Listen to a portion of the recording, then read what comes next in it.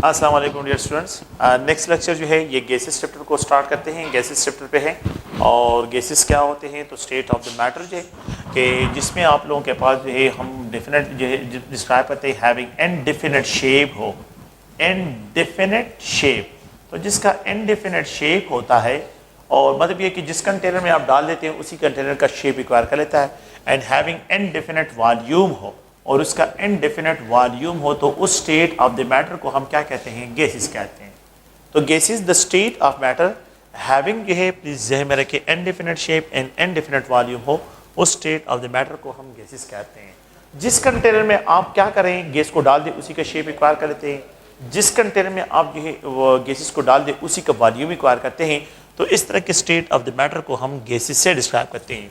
अगर आमतौर पे हम देखें तो कंपैरिजन करते हैं, एक होते हैं solid state of the matter, एक होते हैं liquid state of the matter, second जो है एंड थर्ड अगर आप देखें तो gaseous state of the matter है। अगर आप डेंसिटी वाइज देखें तो सबसे ज्यादा डेंसिटी जो है वो सॉलिड की होती है, फिर उसके बाद अगर आप देखें तो डेंसिटी ऑफ द लिक्विड है और density of the liquid is greater than the density of gas. सबसे ज्यादा जो डेंसिटी होती है वो गैसेस की होती है। ये पहला पॉइंट है। अगर आप लोग सेकंड पॉइंट को देखें तो यहाँ पे जो है सबसे ज्यादा काइनेटिक एनर्जी जो है अगर आप देखें तो वो गैसेस की होती है। फिर उसके बाद जो है नेक्स्ट अगर हम देखें तो kinetic energy of the liquid है और द लास्ट जो है सबसे जो लीस्ट काइनेटिक एनर्जी है तो वो अगर आप लोग देखें तो सॉलिड्स की होती है। तो एनर्जी वाइज जो है आप लोगों के पास ये ट्रेंड है और डेंसिटी वाइज जो है अगर आप देखें तो यहाँ पे ये ट्रेंड जो है इसके डिस्क्राइब करते हैं। अगर आप लोग देखें तो यहाँ पे गैसेस मॉलिक्यूल जो है ये रैंडमली मूव करते हैं, फ्रीली मूव करते हैं, एट ऑल डायरेक्शन, किसी भी डायरेक्शन में मूव कर सकते हैं। इसी तरह लिक्विड मॉलिक्यूल भी जो है ये जो है कंटिन्यूअसली मूव करते हैं और लेकिन सॉलिड के पार्टिकल में ओनली वाइब्रेशन काइनेटिक एनर्जी होती है। तो यहाँ पे तीनों फॉर्म्स ऑफ काइनेटिक एनर्जी जो है इसके तीनों forms vibrational energy, rotational energy and plus जो है अगर आप लोग देखें तो ट्रांसलेशन एनर्जी इसमें प्रेजेंट होती है। लेकिन इसमें जो है आप लोगों के पास सिर्फ वाइब्रेशनल काइनेटिक एनर्जी जो है यहाँ पे ये प्रेजेंट होती है। गैसेस की कुछ प्रॉपर्टीज हैं जिसको हमने स्टेप बाय स्टेप एक्सप्लेन करना है। तो इसमें जो पहली प्रॉपर्टी है वो है अगर आप लोग देखें तो एक्सपेंशन है। तो जब भी अगर आप लोग प्रेशर जो है ऑन द गैसेस मॉलिक्यूल जो है रिलीज करते हैं, प्रेशर को कम कर देते हैं तो गैसेस एक्सपेंड होते हैं। तो लो प्रेशर पे गैसेस जो है वो क्या होते हैं, एक्सपेंशन होते हैं। ये गैसेस की प्रॉपर्टी है। सो लो प्रेशर पे जो है जब भी प्रेशर को हम लो करते हैं, लो प्रेशर पे गैसेस जो है ये एक्सपेंड होते हैं। अगर हम क्या करते हैं यहाँ पे गैसेस की कंप्रेशन की बात करते हैं तो कंप्रेशन जो है अगर हम डिस्कशन करते हैं तो हाई प्रेशर पे गैसेस कंप्रेस होते हैं, हाई प्रेशर पे गैसेस कंप्रेस होते हैं और लो प्रेशर पे जो है गैसेस सॉलिड अनकंप्रेसिबल होते हैं। सॉलिड की एक्सपेंशन नहीं होती, लिक्विड जो है वो कंप्रेस नहीं होते और लिक्विड जो है वो एक्सपेंशन नहीं होती।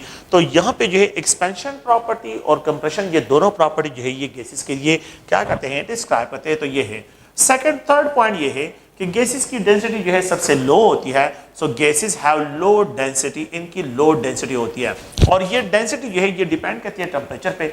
जितना टेम्परेचर लो होगा और प्रेशर ज्यादा होगा, टेम्परेचर लो होगा इसका मतलब है लो और प्रेशर जो है ये हाई हो तो गैसेस की डेंसिटी इंक्रीज होती है। तो गैसेस मोर डेंसर हो जाते हैं। तो the density of the gases is directly proportional to the pressure and inversely proportional to temperature. Temperature के साथ इसका इनवर्स रिलेशन है। अगर आप लोग देखें द फोर्थ वन ये है कि गैसेस में जो है स्पेसेस ज्यादा होते हैं तो दैट्स व्हाई यहाँ पे डिफ्यूजन होता है। तो गैसेस की एक अनदर प्रॉपर्टी जिसको हम डिफ्यूजन कहते हैं, तो डिफ्यूजन और इफ्यूजन जो है ये गैसेस में होता है। तो यहाँ पे जो है गैसेस में डिफ्यूजन, क्योंकि मोर स्पेसेस की वजह से, मोर वैकेंट स्पेसेस की वजह से गैसेस मॉलिक्यूल क्या होते हैं वो डिफ्यूज होते हैं, उनमें डिफ्यूजन होता है। द फिफ्थ पॉइंट अगर आप लोग देखें तो गैसेस जो है इनकी जो है अगर आप लोग देखें तो यहाँ पे एक दूसरा पॉइंट जो है मैं एक्सप्रेशन करता हूँ और वो ये है कि गैसेस एक्सर्ट प्रेशर, ये प्रेशर भी एक्सर्ट करते हैं क्योंकि गैसेस मॉलिक्यूल रैंडमली मूव करते हैं colliding with the wall of the container. तो दे एक्सर्ट प्रेशर, ये प्रेशर एक्सर्ट करते हैं और जिस कंटेनर में डाल देते हैं उसी का जो है वहाँ पे वॉल्यूम भी एक्वायर करते हैं। तो ये एक जनरल जो है इसकी प्रॉपर्टीज है, इनको आप लोग प्लीज में रखें। एक अनदर जो है यहाँ पे हम प्रॉपर्टी एक है काइनेटिक मॉलिक्यूलर थ्योरी। तो काइनेटिक मॉलिक्यूलर थ्योरी के जो पोस्टुलेट्स हैं तो ये नेक्स्ट टॉपिक में आ रहे हैं, मैं वहां पे इसको एक्सप्लेन करूंगा। काइनेटिक मॉलिक्यूलर थ्योरी जो है kinetic molecular theory for the gases. तो अगर आप लोग देखें तो ये आइडियल और नॉन आइडियल गैसेस, आइडियल और नॉन आइडियल गैसेस का जो टॉपिक होगा उस पे जो है हमने इसको क्या करना है, डिस्क्राइब करना है। आइडियल और नॉन आइडियल जो है उनको हमने जो है यहाँ पे डिस्क्राइब करना है। तो अगर आप लोग देखें काइनेटिक मॉलिक्यूलर थ्योरी में हमने जो इसके जो पोस्टुलेट्स हैं, तो gases are composed of small tiny particles and these tiny particles are called molecules. So how we have to determine the external pressure? तो ये जो है the concept was introduce by Torricelli ने जो है इस कंसेप्ट को इंट्रोड्यूस किया था और उन्होंने जो है प्रेशर एक्सटर्नल प्रेशर के मेजरमेंट के लिए उन्होंने एक जनरल एक्सपेरिमेंट जो है ये परफॉर्म किया था और ये एक्सपेरिमेंट इसमें जो है उन्होंने मर्करी, सो यहाँ पे मर्करी को यहाँ पे एक ट्रे है और इस ट्रे में जो है मर्करी लिक्विड मर्करी तो यहाँ पे लेते हैं और इसमें एक लॉन्ग ट्यूब बैरोमीटर जो है एक लॉन्ग ट्यूब जो है जो कि 100 सेंटीमीटर लॉन्ग ट्यूब है that is also equivalent to 1000 millimetre के बराबर है 1000 मिलीमीटर। तो ये गिरा देंगे तो यहाँ पे 1000 इट इज ग्रेजुएटेड, ये ग्रेजुएटेड सिलेंडर है, ग्रेजुएटेड ट्यूब है, ग्रेजुएटेड सिलेंडर और ये 100 सेंटीमीटर मीन्स 1000 जो है mm ऑफ जो है मिलीमीटर के बराबर इसका हाइट है। तो इसको जो है फिल करते हैं मर्करी से, लिक्विड मर्करी से और इसको इन्वर्टेड करते हैं। तो यहाँ पे जो है ये मर्करी जो है under force of the gravity जो है इससे निकल रहा है और यहाँ पे अगर आप देखें तो ये जो है इस ट्रे में आता है। जैसे ही 60 mm ऑफ मर्करी पे जो है हाइट पे आ जाता है तो ये कॉलम जो है स्टॉप हो जाए, there is no further fall, यहाँ पे जो है कोई फॉल ऑब्जर्व नहीं होता है। तो 760 mm ऑफ मर्करी पे जो है there is no further fall. तो कंक्लूजन के यहाँ पे जो एक्सटर्नल फोर्सेज हैं तो दे आर एक्सटर्नल प्रेशर है जिसको हम इस तरह डिफाइन करते हैं कि the force per unit area is described as pressure, ये प्रेशर है तो pressure is equal to force per unit area. तो एक्सटर्नल प्रेशर जो है that is responsible to hold 760 mm of mercury. We can also write कि 1 atmospheric pressure is equal to 760 mm of mercury. We can also write is a 760 tar, ये जो है 760 tar के भी बराबर है and it is also equivalent to 101325 newton per metre square and it is also equivalent to 101325 जो है ये pascal. We can also write 101.325 kilo pascal के भी ये बराबर है and it is also equivalent to 1.01325 बार के भी बराबर है and it is also equivalent to 14.7 psi pounds per square inch के भी बराबर है। तो ये सारे जो है प्रेशर मेजरमेंट्स के लिए क्या है यूनिट्स हैं और इनको अगर आप देखिए ATM 760 mm of mercury 760 tar 101.325 Newton per metre square, ये जो है पास्कल, ये किलो पास्कल, ये बार है और यहाँ पे ये PSI pounds per square. We can also write is a 76 centimetre of mercury column भी इसके लिए एक्सप्रेशन कर सकते हैं। 76 सेंटीमीटर ऑफ कॉलम जो है ये मर्करी जो है 76 सेंटीमीटर ऑफ मर्करी कॉलम ये भी हम लिख सकते हैं। इसमें जो मोस्टली क्वेश्चंस होते हैं तो लेट्स सपोज है अगर हम यहाँ पे लिख देते हैं 1 ATM is equal to 14.7 PSI तो सिंगल PSI में कितने ATM पॉसिबल है तो 14.7 यहाँ पे 14.7 we can also write a single PSI is equivalent to 1/14.7 time of ATM जो है अगर हम इसका एक्सप्रेशन करते हैं तो 1 PSI में 1/14.7 टाइम ऑफ ATM जो है ये इसके बराबर होते हैं। इसी तरह जो है अगर आप लोग देखें तो यहाँ पे जो है 760 tar is equivalent to 14.7 PSI। तो अगर हम PSI में कि 1 PSI में कितने टार्स होंगे we can just only write it इस तरह के अ सिंगल PSI में that will be equal to 760 tar divide by 14.7 जो है इस पे डिवाइड करें you will get 1 PSI will be equivalent to इतने टार के बराबर होगा, यहाँ पे इतने ATM के बराबर होगा। आप जो है इसको किलो पास्कल में भी कन्वर्ट कर सकते हैं, आप इससे बार भी कैलकुलेट कर सकते हैं। तो ये इसके लिए यूनिट फैक्टर्स है, इंटर कन्वर्जन यूनिट फैक्टर्स हैं और इनको आप लोगों ने यूज करना है। अगर आप लोग देखें तो यहाँ पे if the tube of the diameter जो है यहाँ पे जो डायमीटर ऑफ द ट्यूब जो है अगर हम इसको चेंज करते हैं तो क्या यहाँ पे वैल्यूज यहाँ पे बिल्कुल remain will same, there will be no effect, यहाँ पे कोई इफेक्ट जो है the diameter of the tube इसको इफेक्ट नहीं करेगा। नेक्स्ट जो है हम यहाँ पे आइडियल गैसेस लॉज जो है उनकी तरफ आते हैं। तो आइडियल गैसेस लॉज में जो है पहला जो यहाँ पे हमने डिस्कशन करना है वो बॉयल्स लॉ है। तो बॉयल्स लॉ में हमने 4 जो है टोटल जो है यहाँ पे 4 हम डिस्क्राइब करते हैं कि 4 जो है volume, pressure, number of mole और टेम्परेचर जो है इनकी जो है डिस्क्रिप्शन करते हैं। तो यहाँ पे अगर आप देखिए वॉल्यूम है, नंबर ऑफ मोल है, टेम्परेचर है और प्रेशर है, इन 4 वेरिएबल मतलब ये कि 4 वॉल्यूम को नंबर ऑफ मोल के साथ, वॉल्यूम को टेम्परेचर के साथ, वॉल्यूम को प्रेशर के साथ जो है हमने रिलेट करना है। तो बॉयल्स लॉ में हम यहाँ पे ये डिस्क्राइब करते हैं बॉयल्स लॉ में तो बॉयल्स लॉ में कंडीशन ये है कि आप लोगों ने जो कंडीशन रखनी है तो नंबर ऑफ मोल और टेम्परेचर को कांस्टेंट रखना है, and according to this law कि वॉल्यूम और प्रेशर में इनवर्स रिलेशनशिप है। इसका मतलब ये है कि अगर मेरे पास जो है वॉल्यूम ज़्यादा है तो लो प्रेशर पे वॉल्यूम ज़्यादा, अगर मैं प्रेशर को इंक्रीज़ करता हूँ तो वॉल्यूम डिक्रीज़, अगर मैं प्रेशर को और इंक्रीज़ करता हूँ तो वॉल्यूम जो है डिक्रीज़, अगर मैं प्रेशर के वैल्यू को जितना ज़्यादा करता हूँ वॉल्यूम, तो there is a inverse relationship between volume and pressure, इन दोनों में इनवर्स रिलेशन है। Volume is equal to K by P के बराबर है, where K is a professionally designed constant है, और के का जो यूनिट है तो ये प्रोडक्ट ऑपरेशन वॉल्यूम के बराबर है। We can also write is ATM, और यहाँ पे अगर आप देखें तो ये डीएम क्यूब के भी बराबर है। इस product operation volume is also called work, ये वर्क की भी बराबर, अगर हम इसको सॉल्व करते हैं तो it is also equivalent to work, तो ये जॉल की भी, तो के का यूनिट जो है यहाँ पे जॉल में भी एक्सप्रेस कर सकते हैं, और यहाँ पे एटीएम इनटू डीएम क्यूब जो है ये भी इसके लिए एक्सप्रेशन कर सकते हैं।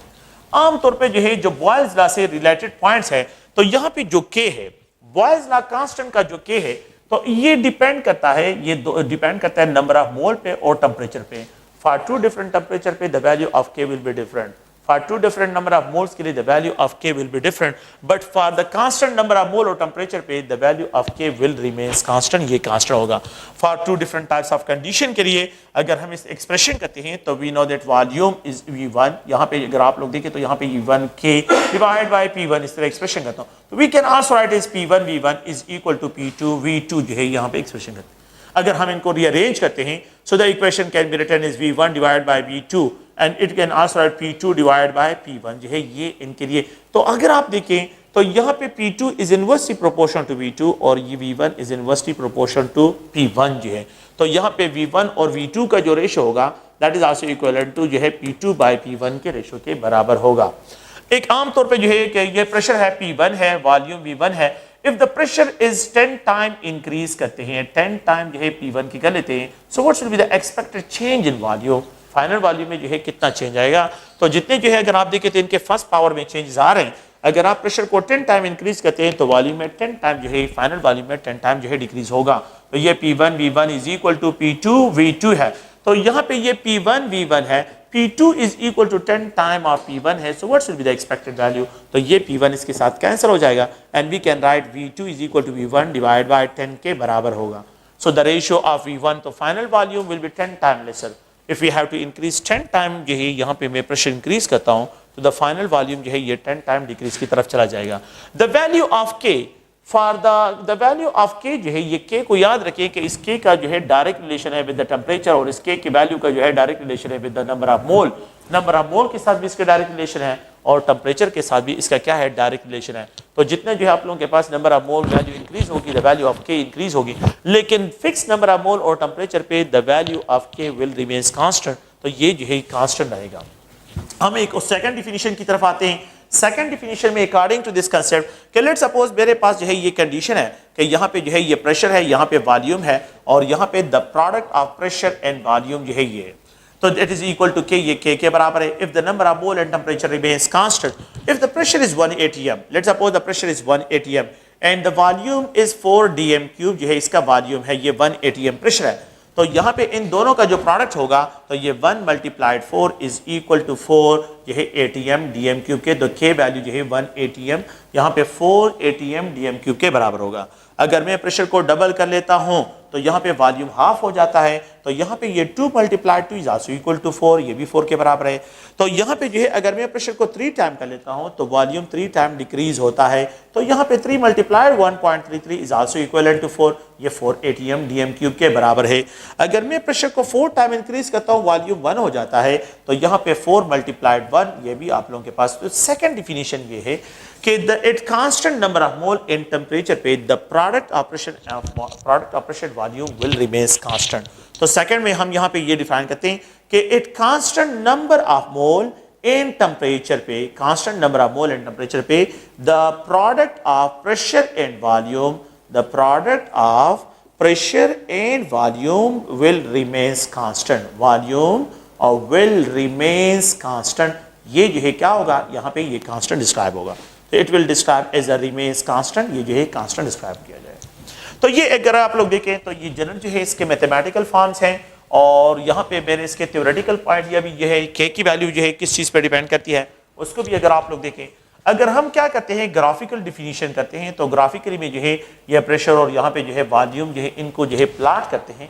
तो जब इसको प्लॉट करते हैं तो आप लोग देखें प्रेशर जो है मेरे पास 1 atm है, यहाँ पे जो है प्रेशर 2 atm है, यहाँ पे प्रेशर अगर आप देखें तो ये 3 atm है और यहाँ पे प्रेशर जो है अगर आप देखें तो ये 4 atm जो है प्रेशर जो है यहाँ पे आप लोगों के पास 4 atm है। तो इसी तरह जो है अगर आप लोग देखें वॉल्यूम को देखें तो वॉल्यूम के लिए जो है यहाँ पे हम एक्सप्रेशन करते हैं कि यहाँ पे 1 atm है, यहाँ पे ये 2 atm है, यहाँ पे ये 3 atm है, ये 4 atm है। तो इस साइड पे जो है आप लोगों के पास जो है प्रेशर atm में इंक्रीज और इस साइड पे जो है वॉल्यूम जो है आप लोगों के पास dm क्यूब में, तो यहाँ पे 1 dm क्यूब जो है 1.3 dm cube, 2 dm cube, 3 dm cube और 4 dm क्यूब, इस साइड पे वॉल्यूम इंक्रीज हो रहा है। अगर मैं इसको क्या करता हूँ इसको कांस्टेंट टेम्परेचर पे, तो आइसोथर्मल कंडीशन है, the condition is described as isothermal condition, ये आइसोथर्मल कंडीशन है। अगर प्रेशर मेरे पास 1 atm है तो वॉल्यूम जो है यहाँ पे 4 dm क्यूब है। अगर प्रेशर मेरे पास 2 dm क्यूब atm हो जाए तो वॉल्यूम जो है ये ड्रॉप हो जाता है 2 dm क्यूब पे वॉल्यूम। अगर प्रेशर मेरे पास 3 atm पे चला जाता है तो यहाँ पे जो है ये 1.33 पे जो है वॉल्यूम आ रहा है। और अगर प्रेशर मेरे पास 4 पे चला जाए तो यहाँ पे अगर आप देखें तो इन लाइंस को अगर हम एक्सप्रेशन करते हैं, अगर आप देखिए इन लाइंस को अगर आप कंबाइन करते हैं, दिस लाइन कांस्टेंट टेम्परेचर पे डिटरमिन हो रहे हैं, that's why this line is described as isothermal line. इसको जो है आइसोथर्मल लाइन से डिस्क्राइब करते हैं क्योंकि ये कांस्टेंट टेम्परेचर और constant number of mole, and this type of line is described as a hyperbola curve जो है इसको एक्सप्रेशन करते हैं। तो when volume versus pressure is plotted hyperbola curve आ जाता है। ये हाइपरबोला कर्व जो है अगर आप इस कर्व को देखें, ये जो के यहाँ पे एक्सप्रेशन करते हैं इसके लिए कि वॉल्यूम वर्सेस पी प्लॉट करते हैं, अगर मैं क्या करता हूँ यहाँ पे टेम्परेचर इंक्रीज करता हूँ, अगर मैं टेम्परेचर को इंक्रीज करता हूँ तो फिर जब टेम्परेचर लेट सपोज अगर मेरे पास जो है ये कर्व ये आ रहा है, अगर मैं टेम्परेचर को इंक्रीज करता हूं तो ये कर्व जो है एक्स और वाई एक्सिस जो है फार अवे जाएगा। अगर मैं टेम्परेचर को और इंक्रीज करता हूं तो ये और फार अवे जाएगा। अगर मैं टेम्परेचर को डिक्रीज करता हूं तो ये इसके करीब आता है। तो आप लोगों ने प्लीज ध्यान रखना है कि हाईएस्ट टेम्परेचर पे the value of K will be maximum, the highest temperature पे the value of K will be maximum. तो यहाँ पे जो है ये आप लोगों के पास हाइट पे यहाँ पे होगा और टेम्परेचर को जितना मैं कम करता हूँ तो लीस्ट वैल्यू ऑफ के जो है यहाँ पे डिस्क्राइब होगी। तो आप लोगों ने प्लीज ध्यान रखना है कि boys law constant is direct proportional temperature, ये टेम्परेचर के साथ इसका डायरेक्ट रिलेशन है। जितना टेम्परेचर वैल्यू इंक्रीज होगा तो यहाँ पे जो है आप लोगों के पास के की वैल्यू ज्यादा होगी और जितना जो है टेम्परेचर की वैल्यू कम होती जाएगी द के value will be closer towards the pressure unit, तो दो कोऑर्डिनेट्स के करीब जो है ये होता जाएगा। Now these lines are described as isothermal lines, इनको जो है हम क्या एक्सप्रेशन करते हैं, इनको आइसोथर्मल लाइन। तो when volume versus pressure plot करते हैं तो we will get a hyperbola curve, यहाँ पे जो है हमारे पास एक हाइपरबोला कर्व जो है वो डिस्क्राइब होता है। द नेक्स्ट पॉइंट अगर आप लोग देखें तो if we have to plot, अगर हम यहाँ पे प्लॉट करते हैं कि the product of pressure and volume, जो कि product of pressure volume means constant है, के है। If we have to plot K, यहाँ पे जो है ये के ये 4 के बराबर है, तो if we have to plot it against the pressure, अगर हम इसको प्रेशर के अगेंस्ट प्लॉट करते हैं, if we have to plot the product of pressure volume versus pressure जो है प्लॉट करते हैं, तो यहाँ पे ये 1 atm, ये 2 atm, ये 3 atm और ये 4 atm है। तो 1 atm पे भी the value is equal to 4, 1 atm पे भी द के वैल्यू जो है अगर आप लोग देखें ये 4 है, 2 atm पे भी अगर आप देखें तो द वैल्यू ऑफ के इज आल्सो इक्वल टू 4 और 3 atm पे भी आप लोगों के पास द वैल्यू, और यहाँ पे जो है ये के की वैल्यू जो है आप लोगों के पास रिमेंस कांस्टेंट है। A straight line, no this line is called isothermal line, ये लाइन क्या है, आइसोथर्मल लाइन है, ये लाइन भी आइसोथर्मल लाइन है। और यहाँ पे जो है आप लोग याद रखें कि जब आप के को वर्सेस प्रेशर प्लॉट करते हैं, straight line obtain and that run parallel to the pressure, ये प्रेशर के साथ बिल्कुल पैरेलल मूव करता है। नो ये लाइन जो है बिल्कुल पैरेलल जो है क्या करता है, प्रेशर के साथ जो है मूव करता है। अच्छा, जितना टेम्परेचर कम होता जाएगा द वैल्यू ऑफ के डिक्रीज होती जाएगी, जितना टेम्परेचर कम होता जाएगा the value of K will B decreases और it will closure towards the pressure temperature. तो लो टेम्परेचर पे जो है द वैल्यू ऑफ के डिक्रीज होती है और हाई टेम्परेचर पे जो है आप लोगों के पास द वैल्यू ऑफ के जो है, क्योंकि के और टेम्परेचर में डायरेक्ट रिलेशनशिप है। तो आप लोगों ने याद रखना है कि यहाँ पे जो है दो डिफरेंट टेम्परेचर पे the value of K will be different, but same temperature पे the value of K will remains constant, ये कांस्टेंट होगा। तो ये सेकंड डिफिनीशन है कि if you have to plot K versus जो है प्रेशर, अगर आप प्लॉट करते हैं a straight line is obtain, यहाँ पे स्ट्रेट लाइन कर्व आ जाता है and that run parallel to the pressure, ये प्रेशर के साथ जो है बिल्कुल पैरेलल जो है यहाँ पे जो है रन करता है।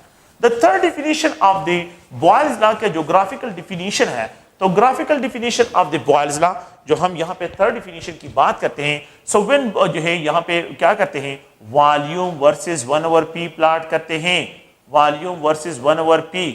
यहाँ पे ये वॉल्यूम है और ये जो है अगर आप देखें तो ये 1/p है, तो यहाँ पे जो है ये 1 है, यहाँ पे 1.33, यहाँ पे ये 2 है, यहाँ पे ये 3 है और यहाँ पे ये 4 है। अगर आप देखें मैं यहाँ पे 1/p की बात करता हूँ, तो 1/p के 1/4, तो यहाँ पे 1/p4, 1/p4, 1/p3, यहाँ पे 1/p3, यहाँ पे अगर आप देखें तो 1/p2 और यहाँ पे 1/p1 होगा। अगर आप लोग देखें 1/p4 है, 1/p4 प्रेशर की वैल्यू 4 है, तो अगर आप लोग देखें तो यहाँ पे 1/p4 अगर 1 पे तो ये 0.25 होगा, 1/p3 ये 0.33 होगा, 1/p2 ये 0.5 होगा, और अगर आप लोग देखिए इसकी वैल्यू 1/1 तो ये 1 के बराबर होगा। तो जब 1/p4 है तो वॉल्यूम जो है आप लोगों के पास ये है, वॉल्यूम क्या है, ये आप लोगों के पास 1 dm³ है। अगर जो है 1/p3 है तो वॉल्यूम आप लोगों के पास इतना है, अगर 1/p आप लोगों के पास p2 है तो वॉल्यूम इतना है, और अगर 1/p1 है तो वॉल्यूम जो है आप लोगों के पास ये। इन लाइन को अगर आप लोग कंबाइन करें you will get a straight line, isothermal line that run between the two coordinates, जो इन दो कोऑर्डिनेट्स के दरमियान जो है रन करेगा। तो ये अगर आप लोग देखें तो यहाँ पे अ straight line is obtained that run between the two जो है बिटवीन द टू कोऑर्डिनेट यहाँ पे। तो व्हेन वॉल्यूम वर्सेस जो है वॉल्यूम वर्सेस जो है 1/p is plotted, a straight line is obtained, a straight line is obtained, यहाँ पे स्ट्रेट लाइन प्रोड्यूस होता है। तो when volume versus 1/p is plotted, a straight line is obtained, when k versus p is plotted तो यहाँ पे straight line, लेकिन when volume और प्रेशर इज प्लॉटेड डायरेक्टली तो फिर वहां पे अगर आप लोग देखें तो वहां पे हाइपरबोला कर्व आ जाता है। तो ये इसके ग्राफिकल डिफिनीशंस है, और इन ग्राफिकल डिफिनीशंस को हम क्या करते हैं, इन ग्राफिकल डिफिनीशंस को इस तरह डिफाइन करते हैं, आप लोगों ने प्लीज इसको ज़हन में रखना है। तो 3 ग्राफ को जो है यहाँ पे मैंने एक्सप्रेशन इसकी की है, और आप लोगों ने जो है इन 3 ग्राफ को जो है यहाँ पे क्लियर करना है। नेक्स्ट जो है अगर हम आ जाते हैं तो यहाँ पे चार्ल्स लॉ है, तो अगर आप लोग देखें तो चार्ल्स लॉ जो है, चार्ल्स लॉ में जो है क्या क्या जो है क्या डिस्कशन करनी है। हम यहाँ पे क्या करते हैं, वॉल्यूम और टेम्परेचर में रिलेशन को ड्रा करते हैं। टेम्परेचर में number of mole and pressure remains constant, इन दोनों को जो है हम क्या करते हैं, कांस्टेंट रखते हैं। लेट्स सपोज अगर मेरे पास यहाँ पे एक कंटेनर है और इस कंटेनर में मैं एक बैलून को फिल कर लूं, एक बैलून जो है ये मैंने क्या किया हुआ, फिल किया हुआ है, और इस कंटेनर में जो है कोल्ड वाटर पड़ा हुआ है, कोल्ड वाटर जो है यहाँ पे पड़ा हुआ है, कोल्ड वाटर है। मैं इसमें इसको डिप करूँ, ये बैलून को क्या करता हूँ, इसको डिप कर लेता हूँ। तो जब इस कोल्ड वाटर में जो है इस बैलून को डिप कर लेता हूँ तो ये जो है इसका वॉल्यूम क्या हो जाता है, कम हो जाता है, ये इन्फ्लेट हो जाता है, इसका वॉल्यूम कम हो जाता है। लेकिन मैं इसी बैलून को अगर लेता हूँ और यहाँ पे हॉट वाटर में इसको डिप कर लेता हूँ, तो जैसे ही हॉट वाटर में इसको डिप कर लेता हूँ तो यहाँ पे ये इन्फ्लेट हो जाता है, ये साइज में इंक्रीज हो जाता है। तो हॉट वाटर में ये बैलून इन्फ्लेट हो जाता है, यहाँ पे ये स्क्वीज हो जाता है। कोल्ड वाटर का टेम्परेचर कम है तो इसका वॉल्यूम भी कम है, हॉट वाटर का टेम्परेचर ज्यादा होता है तो इसका वॉल्यूम भी। तो अकॉर्डिंग टू दिस लॉ कि वॉल्यूम और टेम्परेचर में डायरेक्ट रिलेशन है if the number of mole and pressure remains constant. अगर वॉल्यूम और प्रेशर को जो है, अगर वॉल्यूम और टेम्परेचर में डायरेक्ट रिलेशन है if the number of mole and pressure remains constant, volume is equal to kT, और यहाँ पे number of mole and pressure जो है यहाँ पे k is a proportionality sign constant. We can also define कि the ratio of volume with temperature remains constant if number of mole and pressure remains. वो अभी समझाता हूँ।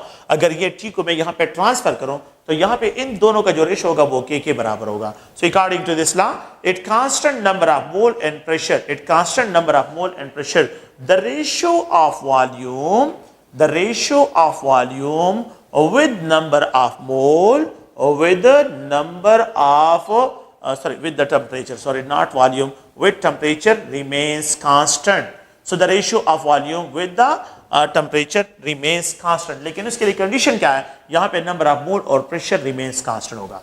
तो नंबर ऑफ मोल को और प्रेशर को कांस्टेंट रखे, आइसोबैरिक कंडीशंस है। तो यहाँ पे जो है आइसोबैरिक कंडीशन आप लोगों ने लेने हैं। आइसोबैरिक कंडीशन में the ratio of volume with temperature remains constant. Now this is according to the Charles law, remains constant, this is according to the Charles law.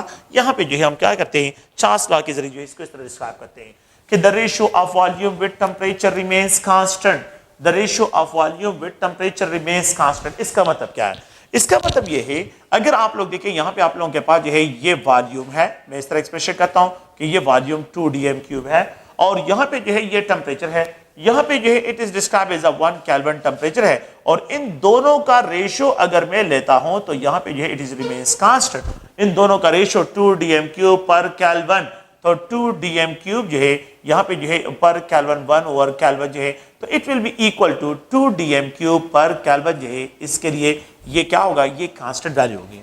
अगर मैं टेम्परेचर को डबल कर लेता हूं, it is describe as 2 kelvin, तो यहाँ पे volume जो है 4 dm क्यूब हो जाएगा, ये डबल भी हो जाएगा। तो यहाँ पे जो है ये 4 dm क्यूब और यहाँ पे divide by 2 kelvin is also equal to the same value है। अगर आप लोग देखें यहाँ पे जो है इस वॉल्यूम को, टेम्परेचर को मैं 3K कर लेता हूँ, टेम्परेचर को 3 टाइम इंक्रीज कर लेता हूँ, तो यहाँ पे जो है अगर आप देखें तो ये 6 dm क्यूब वॉल्यूम होगा। 6 dm cube divide by 3K is also equal to 2 dm cube per kelvin जो है इसकी वैल्यू डिस्क्राइब होगी। और इसी तरह जो है अगर मैं यहाँ पे 4 टाइम, तो 4 time of the temperature increase करता हूं तो यहाँ पे 8 dm क्यूब, तो अगर मैं 8 dm क्यूब का और यहाँ पे 4 केल्विन का रेशियो निकालता हूं तो यही है। तो अकॉर्डिंग टू दिस कंसेप्ट कि the ratio of volume with temperature remains constant, लेकिन उसके लिए कंडीशन क्या है कि द नंबर ऑफ मोल और प्रेशर को आप लोगों ने कांस्टेंट रखना है। So if the number of mole and pressure remains constant then the ratio of volume with temperature will also remains constant। ये भी जो है क्या होंगे, ये कांस्टेंट डिस्क्राइब होंगे। तो इनको हमने क्या डिस्क्राइब करना है, यहाँ पे कांस्टेंट जो है इनके लिए वैल्यू होगी, लेकिन इसके लिए कंडीशन क्या है, यहाँ पे नंबर ऑफ मोल। याद रखिए कि यहाँ पे the value of K for the charge law is inversely proportional to the value of pressure, pressure के साथ इसका इनवर्स रिलेशन है, और the value of K is direct proportional to the number of mole.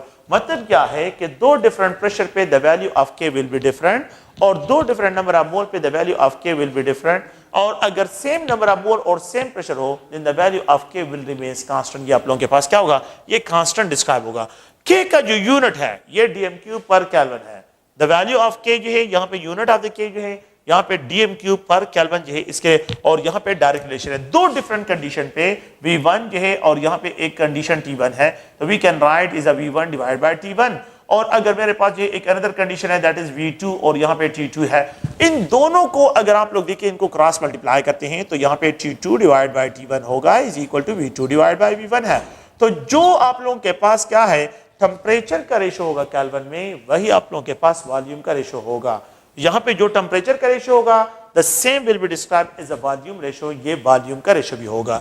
मतलब क्या है, अगर मेरे पास इनिशियल वॉल्यूम V1 है, इनिशियल टेम्परेचर T1 है, अगर मैं ये कहूं कि what's will be the expected volume if the final temperature is decrease by 10 time, 10 time अगर मैं इसको डिक्रीज करूं तो यहाँ पे डायरेक्ट रिलेशन है। तो आप लोग जब 10 टाइम जो है मैं टेम्परेचर को कम करता हूं तो 10 टाइम जो है आप लोगों के पास वॉल्यूम डिक्रीज की तरफ चला जाएगा। तो अगर आप इस इक्वेशन को देखें तो यहाँ पे V1 divide by T1 is equal to V2 divide by T2 है।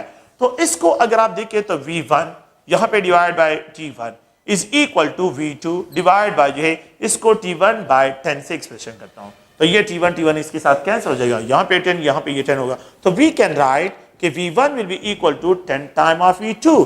तो मैंने तो V2 को फाइनल वॉल्यूम को फाइंड करना है, तो ये 10 टाइम लेसर हो जाएगा। तो V2 will be equal to 10 time lesser of the V1 के इनिशियल वॉल्यूम के 10 टाइम जो है डिक्रीज की तरफ चला जाएगा। तो ये अगर आप लोग देखिए, अगर आप 10 टाइम टेम्परेचर को इंक्रीज करते हैं तो 10 टाइम वॉल्यूम इंक्रीज की तरफ जाएगा। अगर आप 10 टाइम टेम्परेचर को कम करते हैं तो यहाँ पे 10 टाइम जो आप लोगों के पास वॉल्यूम डिक्रीज की तरफ जाएगा। तो ये अगर आप लोग देखिए चार्ल्स लॉ के लिए एक जनरल जो है मैथमेटिकल एक्सप्रेशन है। अगर हम इसको ग्राफिकल एक्सप्रेशन करते हैं तो ग्राफिकल एक्सप्रेशन में जो है यहाँ पे अगर आप लोग देखें तो यहाँ पे एक साइड पे टेम्परेचर है और दूसरी साइड पे वॉल्यूम है, तो यहाँ पे डायरेक्ट रिलेशन है। तो मेरे ख्याल में जो है यहाँ पे कोई कंफ्यूजन नहीं होना चाहिए कि अगर आपके पास यहाँ पे 1K टेम्परेचर है, यहाँ पे 2K टेम्परेचर है, यहाँ पे 3K टेम्परेचर है और यहाँ पे 4K टेम्परेचर है, तो यहाँ पे जो है 2 dm क्यूब है, 2 dm क्यूब है, यहाँ पे जो है अगर आप देखें 4 है, यहाँ पे 6 है और यहाँ पे 8 है, तो इन दोनों में डायरेक्ट रिलेशन है। 1K पे वॉल्यूम इतना है, 2K पे वॉल्यूम इतना है, 3K पे वॉल्यूम इतना है और 4K पे वॉल्यूम आप लोगों के पास, तो ये बिल्कुल स्ट्रेट लाइन आएगा। And this line is described as isobaric line. इसको हम क्या कहते हैं, आइसोबैरिक लाइन कहते हैं, क्योंकि it is determined at constant जो है प्रेशर पे इसको डिटरमिन करते हैं। That's why this line is known as isobaric line. ये आइसोबैरिक लाइन होगा। तो यहाँ पे व्हेन वॉल्यूम और टेम्परेचर का रिलेशन ड्रा करते हैं तो you will get a straight line. यहाँ पे स्ट्रेट लाइन ग्राफ जो है ये डिस्क्राइब होगा। स्ट्रेट लाइन ग्राफ जो है यहाँ पे हम क्या करते हैं, डिस्क्राइब करते हैं इसके लिए। तो when volume versus temperature is plotted. अगर हम क्या कहते हैं, एक दूसरा ग्राफिकल डिफिनीशन अगर मैं यहाँ पे एक्सप्रेशन करता हूं, वो ग्राफिकल जो है डिफिनीशन क्या है। वो ग्राफिकल डिफिनीशन अगर आप लोग देखें तो the ratio of volume with temperature remains constant, K versus temperature plot करते हैं। तो if you have to plot K versus temperature, तो अगर आप देखें तो ये 0 है और यहाँ पे जो है ये 1 है के की वैल्यू, और यहाँ पे जो है के की वैल्यू 2 है। तो अकॉर्डिंग टू दिस वन 1 के पे, यहाँ पे 2 के टेम्परेचर, यहाँ पे 3 के टेम्परेचर, और यहाँ पे जो है ये 4 के टेम्परेचर पे। तो 1 के टेम्परेचर पे ये आप लोगों के पास के की वैल्यू 2 के टेम्परेचर पे भी द वैल्यू ऑफ के जो है वो 2 है, और 3 के पे भी द वैल्यू ऑफ के की वैल्यू जो है वो भी 2 है। और अगर आप देखिए 4 के टेम्परेचर पे भी, तो बिल्कुल a straight line, this line is called isobaric line. ये लाइन जो है आइसोबैरिक लाइन है। A straight line will be obtain and that run parallel to the term, यहाँ पे जो है ये बिल्कुल इसके साथ पैरेलल मूव करेगा, ये भी स्ट्रेट लाइन जो है यहाँ पे होगा। अच्छा, एक दूसरा पॉइंट, अगर मैं प्रेशर को इंक्रीज करता हूं द के वैल्यू डिक्रीज होगा। अगर मैं प्रेशर को इंक्रीज करता हूं द के वैल्यू डिक्रीज होगा, तो ये के की वैल्यू जो है यहाँ पे लीस्ट की तरफ जाएगा। तो अगर हाई प्रेशर पे द वैल्यू ऑफ के, क्योंकि मैंने आपको बताया था कि K value is inversely proportional to pressure and K value is direct proportional to number of mole. Number of mole के साथ इसका डायरेक्ट रिलेशन है, लेकिन टी के साथ इसका इनवर्स रिलेशन है। तो ये अगर आप लोग देखें एक जनरल जो है इसके लिए क्या है, ये स्केच है।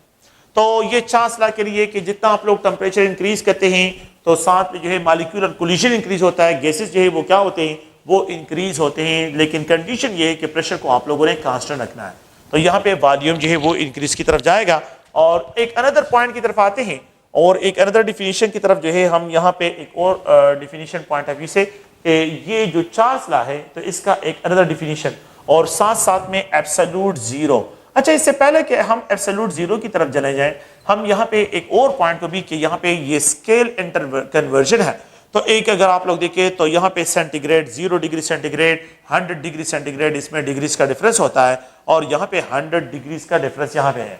अगर आप लोग देखें फ़ारेनहाइट स्केल में 32 फ़ारेनहाइट फ्रीजिंग पॉइंट है, और यहाँ पे 212 जो है यहाँ पे फ़ारेनहाइट बॉइलिंग पॉइंट, यहाँ पे 180 डिग्रीज का डिफरेंस है। तो 212 से माइनस करें 32, you will get 180 degrees difference आ रहा है। यहाँ पे अगर आप देखें तो 273 केल्विन टेम्परेचर है, और यहाँ पे ये 373 केल्विन टेम्परेचर जो है इसका बॉइलिंग पॉइंट है, यहाँ पे 100 का डिफरेंस आ रहा है। अगर हम इनके दरमियान जो है रिलेशन ड्रा करते हैं, तो यहाँ पे अगर आप देखें तो ये centigrade scale 0 freezing point divide by number of degrees, और यहाँ पे ये फ़ारेनहाइट जो है ये 32, और यहाँ पे अगर आप लोग देखें 180 इसमें डिग्रीज है, ये इसके साथ कैंसिल हो जाएगा, ये इसके साथ कैंसिल, यहाँ पे 1.8 जो है अगर आप देखें तो centigrade will be equal to Fahrenheit minus 32 divide by 1.8 जो है, ये आप लोगों के पास इसका रिलेशन है। फ़ारेनहाइट, तो अगर फ़ारेनहाइट की वैल्यू गिवन हो 32, इससे माइनस करें 1.8 पे डिवाइड करें, you will get the value in centigrade, ये सेंटीग्रेड के बराबर होगा। Centigrade into 1.8 is equal to Fahrenheit minus 32। अगर मैं ये 32 को इस साइड पे, तो 1.8 centigrade plus 32 will be equal to Fahrenheit. तो मैंने इस 1.8 को यहाँ पे ट्रांसफर किया है। तो अब अगर आप लोग देखें तो ये 32 को अगर आप इस साइड पे लेके आए, तो फ़ारेनहाइट जो है फ़ारेनहाइट स्केल में 1.8 सेंटीग्रेड प्लस 32, तो 32 को आपने 8 करना है। लेट्स सपोज अगर सेंटीग्रेड की वैल्यू -40 के बराबर हो, so what should be its Fahrenheit value. Fahrenheit की वैल्यू किसके बराबर होगी, the Fahrenheit value will be equal to 1.8, और यहाँ पे जो है ये -40 है एंड प्लस 32 है, तो इन दोनों को मल्टीप्लाई करें -72 आ जाएगा, 32 इसके साथ सम अप करें, ये -40 जो है फ़ारेनहाइट के बराबर होगा।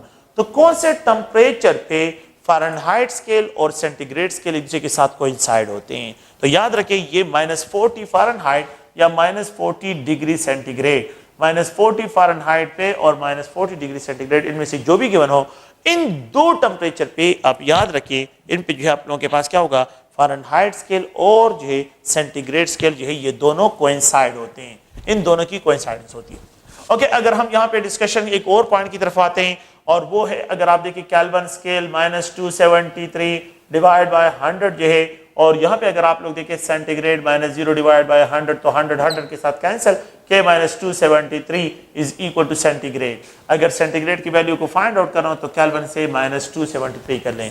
अगर आप लोगों ने क्या करना है कि यहाँ पे के की वैल्यू फाइंड आउट करिए, तो सेंटीग्रेड प्लस 273 जो है ये आप लोगों ने जो है इसको ज़हन में रखना है, ये इंटरकन्वर्जन स्केल के यूज करते हैं।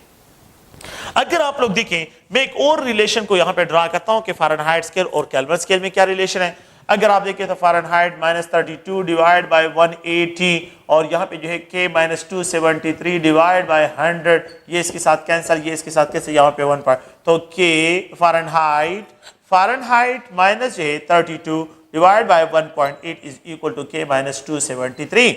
अगर आप देखें तो ये फ़ारेनहाइट -32 1.8 और यहाँ पे +273 इज इक्वल टू K के बराबर है। तो ये आप लोग देखें, ये सेंटीग्रेड के भी बराबर है और यहाँ पे जो है सेंटीग्रेड +273 इज आल्सो केल्विन के भी बराबर है। तो ये एक अनदर जो है कन्वर्जन फैक्टर है और इन कन्वर्जन फैक्टर को आप लोगों ने ज़हन में रखना है।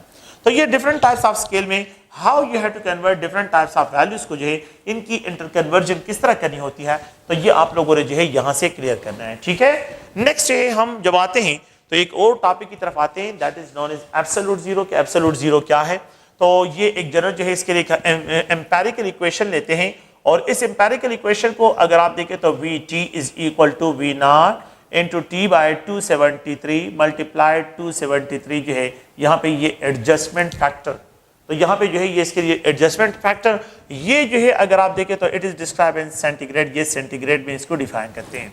तो यहाँ पे एक अनदर जो है डिफिनीशन है और उस डिफिनीशन की तरफ हमने आना है, उसको जो है डिस्कशन इस पे करनी है। तो this V naught is considered to be 273 ml, ये भी 273 ml से यहाँ से लेते हैं, ये भी 273, ये सारे 273। अगर आप देखें तो यहाँ पे ये Kelvin scale is equal to centigrade plus 273, तो ये 273 को यहाँ से सिलेक्शन इसकी की गई है। अगर ये 200 होता तो फिर यहाँ पे 200 मल्टीप्लाइड जो है 200 मल्टीप्लाइड होता, 200 पे डिवाइड होता और ये 200 ml हम यहाँ पे स्टार्ट लेते हैं in order to find the absolute zero. अगर यहाँ पे आप लोगों के पास 100 इसके साथ होता तो सेंटीग्रेड प्लस 100 होता। अगर लेट्स सपोज कर रहा हूँ कि सेंटीग्रेड प्लस 100 होता तो फिर 100 ml डिवाइड बाय 100 और यहाँ पे ये भी 100 ml के बराबर, तो ये 273 इसके साथ सम अप हो रहा है। तो उस 273 जो है इसको एज अ एडजस्टमेंट फैक्टर जो है यहाँ पे डिस्क्राइब करते हैं। तो Vt is equal to 273 ml और यहाँ पे ये T divide by 273 into 273 ml जो है। अगर आप देखें तो ये Vt इज इक्वल टू 273, इससे मैं कॉमन लेता हूँ, अगर ये 273 ml से कॉमन लेता हूं तो ये 1 प्लस T डिवाइड बाय 273 के बराबर हो जाएगा। 1 प्लस T बाय 273 के जो है ये क्या हो जाएगा, ये इसके बराबर होगा। ये सेंटीग्रेड स्केल में है, ये क्या है, ये सेंटीग्रेड स्केल में जो है यहाँ पे आप लोगों के पास जो है ये वैल्यू है, जो ये टेम्परेचर जो है ये सेंटीग्रेड में है, नॉट केल्विन स्केल में। तो हम यहाँ पे क्या करते हैं कि let's suppose temperature 0 degree centigrade हो। अगर ये टेम्परेचर 0 डिग्री सेंटीग्रेड हो तो Vt at 0 degree centigrade 273 ml, यहाँ पे 0 डिवाइड बाय 273 मल्टीप्लाइड 273 ml, तो ये फैक्टर मुकम्मल 0 हो जाएगा। It will be equal to 273 ml जो है आपके पास होगा। ये जो है 0 डिग्री सेंटीग्रेड पे।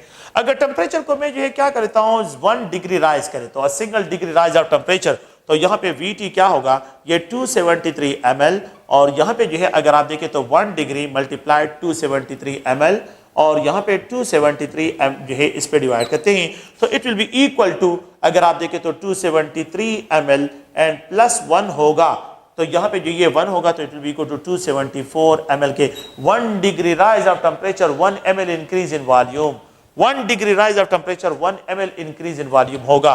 अगर टेम्परेचर को मैं 10 डिग्री राइज कर लेता हूं, अगर मैं टेम्परेचर को 10 डिग्री राइज करता हूं तो 273 ml और यहाँ पे जो है 10 इसके साथ ऐड होगा तो यहाँ पे ये 283 ml हो जाएगा। 10 degree rise of temperature 10 ml increase in volume.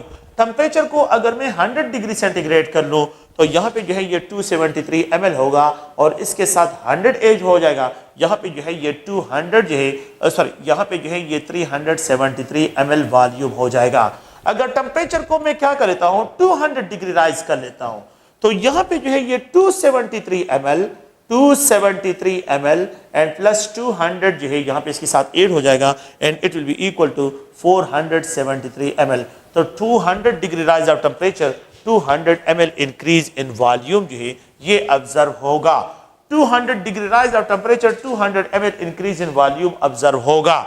अगर मैं टेम्परेचर को जो है यहाँ पे जो है प्लस 273 कर लूं सेंटीग्रेड में तो यहाँ पे क्या होगा कि यहाँ पे volume will be equal to 273 ml and plus 273 multiplied 273 ml divide by 273, ये इसके साथ कैंसिल हो जाएगा तो you will get Vt will be equal to 273 ml and plus जो है ये 273 ml होगा, तो it will be equal to 546 ml के बराबर हो जाएगा, वॉल्यूम डबल हो जाएगा।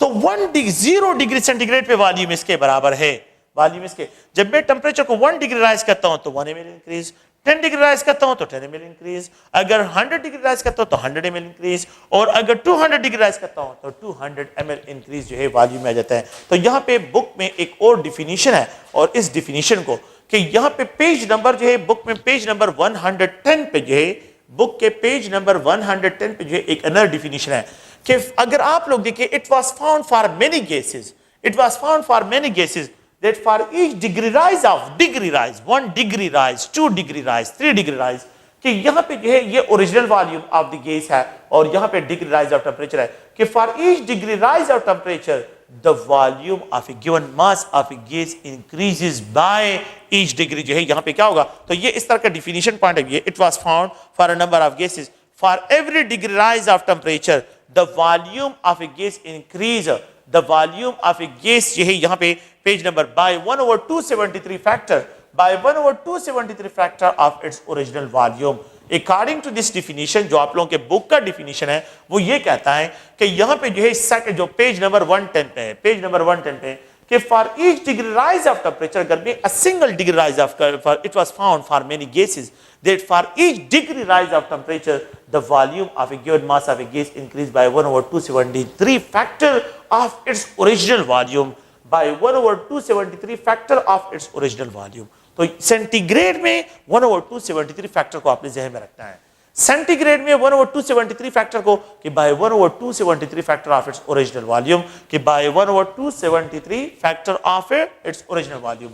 अच्छा, सेकंड डिफिनीशन इसका क्या है, इसी का अगर मैं आइडिया लेता हूं, लेट सपोज अगर मैं टेम्परेचर को फॉल करता हूं तो यहां पे ये 273 ml और यहां पे जो है T, तो अगर मैं यहां पे -1 डिग्री सेंटीग्रेड करूं तो ये -1 होगा, और यहां पे ये 273 क्या है, 273 ml डिवाइड बाय 273 होगा, ये इसके साथ, तो ये माइनस इससे होगा, तो 273 ml से -1 आ जाएगा।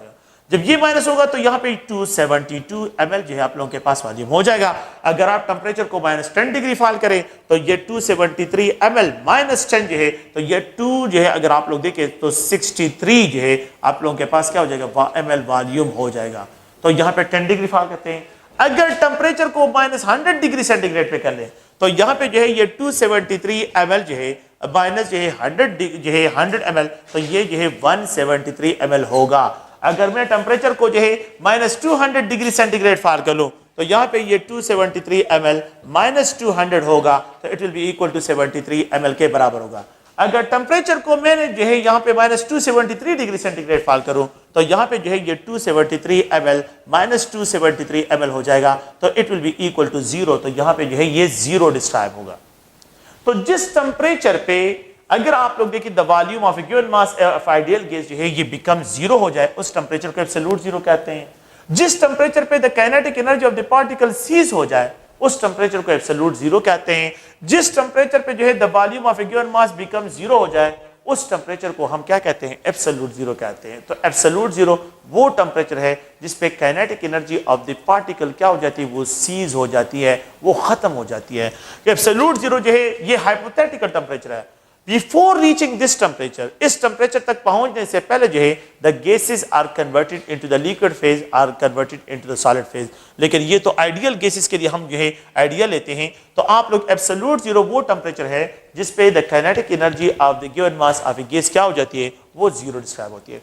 तो नेक्स्ट जो है इसका ग्राफ है, वो ग्राफ मैंने एक्सप्लेन करना है, इंशाल्लाह जो है नेक्स्ट लेक्चर में जो है वो क्लियर हो जाएगा।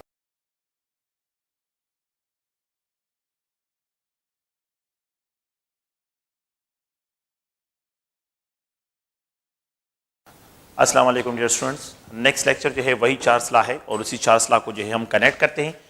उसमें जो बातें मैंने डिस्कशन की थी तो उसमें जो है ये ग्राफ रहता है, ये ग्राफ को थोड़ा सा मैं एक्सप्लेन करता हूँ। उसमें मैंने डिफिनीशन पॉइंट ऑफ व्यू से आप लोगों के बुक से जो कुछ डिफिनीशन है वो डिफिनीशन भी आप लोगों के साथ जो है डिफाइन किया था कि सेंटीग्रेड स्केल में आप लोगों ने क्या करना है, डिफिनीशन जो करनी है, तो वो अगर आपको याद हो तो मैंने कहा था कि आपने 1/273 फैक्टर को याद रखना है कि इसमें the volume of a given mass of a gas is increase in case of centigrade for each degree rise of temperature, the volume of a given mass of a gas increase by 1/273 factor of its original volume, by 1/273 of its original volume। तो ये मैंने discussion किया।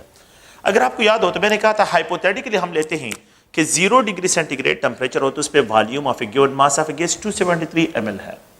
अगर मैं इस temperature को increase करता हूँ 100 डिग्री सेंटीग्रेड पे लेके जाता हूँ तो यहाँ पे वॉल्यूम 373 ml पे हो जाता है। मैंने ये सारे कैलकुलेशन प्रीवियस जो है कैलकुलेशन में किया है। अगर मैं टेम्परेचर को 200 डिग्री सेंटीग्रेड लेके जाता हूँ तो ये 473 ml पे चला जाता है वॉल्यूम। अगर मैं 273 डिग्री सेंटीग्रेड पे गए तो 546 है।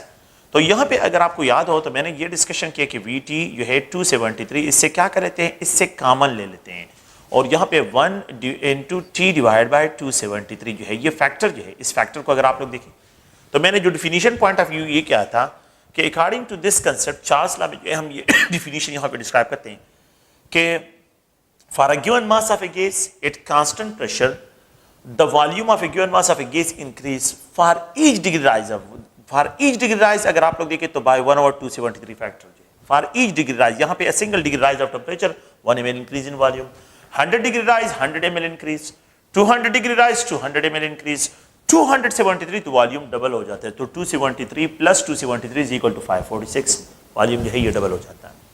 इसी तरह अगर मैं इसी आइडिया को लेता हूं और यहाँ पे टेम्परेचर को डिक्लाइन करता हूँ, टेम्परेचर को क्या करता हूँ, डिक्लाइन करता हूँ, तो वी हैव टू एक्स्ट्रापोलेट, मैं क्या करता हूँ, इसको एक्स्ट्रापोलेट करता हूँ।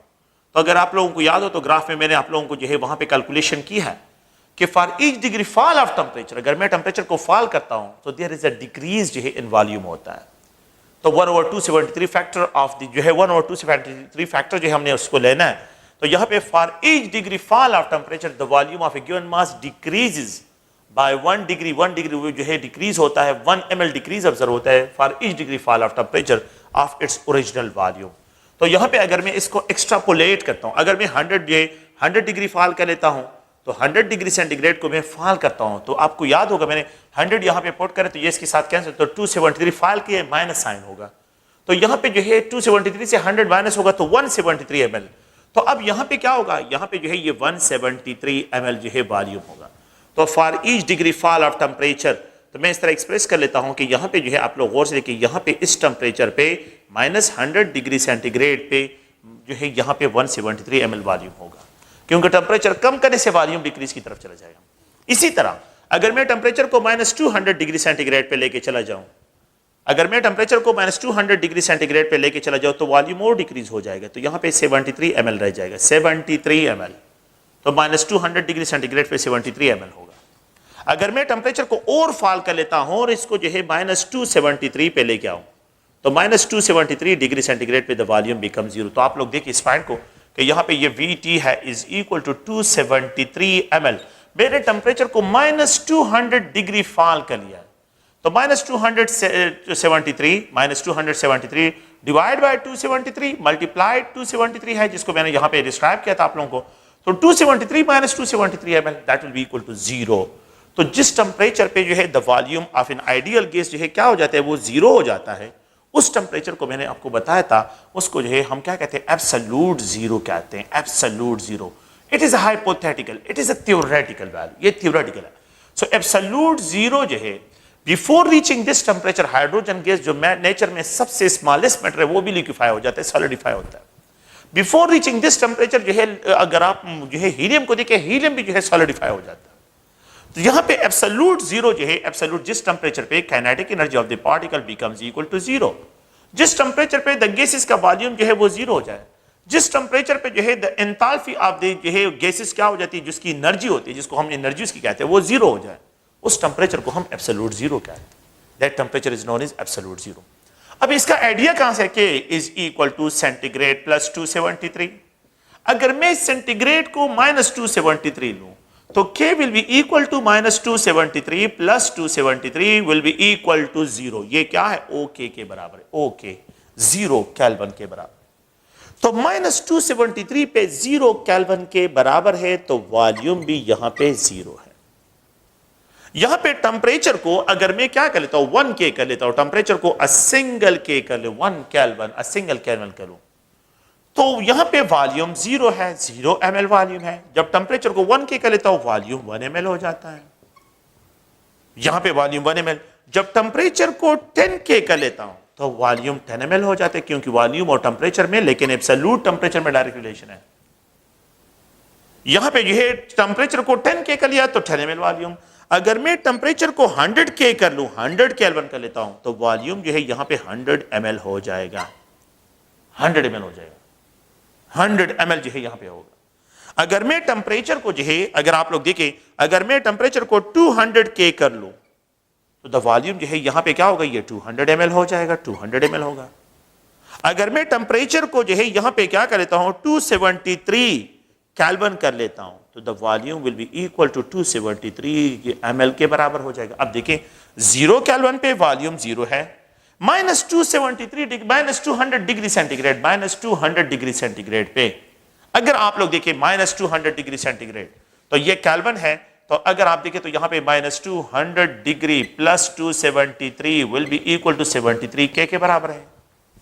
तो इसका मतलब है -200 जो है ये 73K के बराबर है, 73K के बराबर है, तो वॉल्यूम क्या है, 73 ml है। आप देखें -200 डिग्री सेंटीग्रेड पे द वॉल्यूम जो है, मैं यहां पे इसको 73 ml को यहां पे थोड़ा सा एक्सप्रेशन करता हूं, ये 73 ml है, ये 73, इसका ग्राफ ये होगा -200 डिग्री 73K पे वॉल्यूम 73 ml है। अगर -100 डिग्री सेंटीग्रेड कर लूं तो K की वैल्यू जो है -100 plus 273 will be equal to 173, या 173 के बराबर होगा। तो माइनस जो है 100 degree centigrade is equal to 173 Kelvin के बराबर है। 173 केल्विन पे द वॉल्यूम जो है अगर आप देखें तो 173 ml है, 173 K पे वॉल्यूम, 173 K पे वॉल्यूम 173 ml है।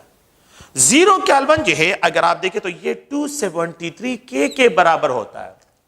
0K पे तो 0 सेंटीग्रेड पे 273 केल्विन, तो the volume is also equal to 273 ml के बराबर है। अगर मैं क्या करता हूं इसके साथ 108 कर लेता हूं तो यहां पे ये 373K होगा। 373K पे वॉल्यूम कितना है, 373 ml है। अगर मैं यहां पे जो है 473K लेता हूं, देखिए मेरी बात, 200 डिग्री सेंटीग्रेड 273 473 केल्विन के बराबर है। इस पे अगर आप लोग देखें तो यहां पे जो है वॉल्यूम जो है 473 ml के बराबर होते हैं, वॉल्यूम 200 ml इंक्रीज आ जाता है। अगर आप लोग यहां पे देखें तो यहां पे आ जाएं तो यहां पे 273K पे तो it is 273 degree centigrade. The K value will be equal to 273 plus 273 is equal to 546। No it is equal to 546K, तो 546K पे वॉल्यूम 546 ml के बराबर है। जिस टेम्परेचर पे the kinetic energy of the particle cease हो जाए उस टेम्परेचर को हम क्या कहते हैं, एब्सोल्यूट जीरो कहते हैं। जिस टेम्परेचर पे the volume of a given mass of a gas cease हो जाए उस लेकिन ये आइडियल गैसेस के लिए आप वॉल्यूम को खत्म नहीं कर सकते।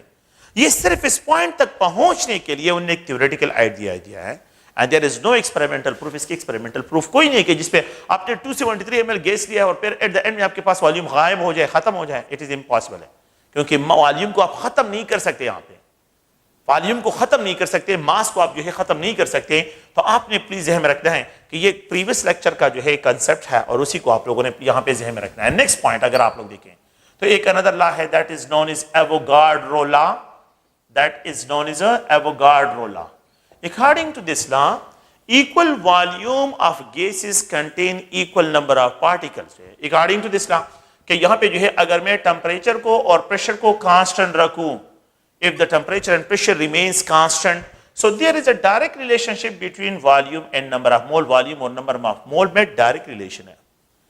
if the temperature and pressure remains constant, अगर मैं temperature और pressure को constant रखता हूं तो according to the Avogadro law volume और number of mole में direct relationship है। तो अगर आप लोग देखें तो volume is direct proportional to the number of moles, ये number of mole के directly proportion है। अगर आप देखें तो यहां पे जो है ये K है और यहां पे ये N है, where K is a proportionality sign constant है। The unit of K will be equal to V by N है, and it is equal to dm cube पर मोल जो है इसका यूनिट है। K का यूनिट जो है अगर आप लोग देखें तो ये dm cube पर मोल जो है इसका यूनिट है। ये K का यूनिट एवोगाड्रो लॉ कांस्टेंट के लिए। अकॉर्डिंग टू दिस लॉ अगर मेरे पास 1 मोल ऑफ गैस हो, 1 मोल ऑफ हाइड्रोजन गैस हो, तो it will occupy 22.4 dm cube volume जो है ये ऑक्यूपाई करता है at STP standard temperature and pressure. अगर मैं इसको 2 मोल कर लूं तो यहां पे 2 मोल ऑफ हाइड्रोजन, मोल ज्यादा हो गए तो वॉल्यूम 44.8 डीएम क्यूब हो जाता है, इसका वॉल्यूम भी बढ़ जाता है, डबल हो जाता है। अगर मैं यहाँ पे एसटीपी पे ये 3 मोल्स ऑफ हाइड्रोजन गैस कर लूं, मोल्स में बढ़ा रहा हूं तो साथ साथ में वॉल्यूम भी बढ़ रहा है, तो 67.2 डीएम क्यूब जो है इसका क्या होगा, ये वॉल्यूम होगा। तो जितना मैं मोल्स के नंबर्स को इंक्रीज करो इतना जो है आप लोगों के पास volume. So there is a direct relationship between the volume and number of mole. This is according to the Avogadro law.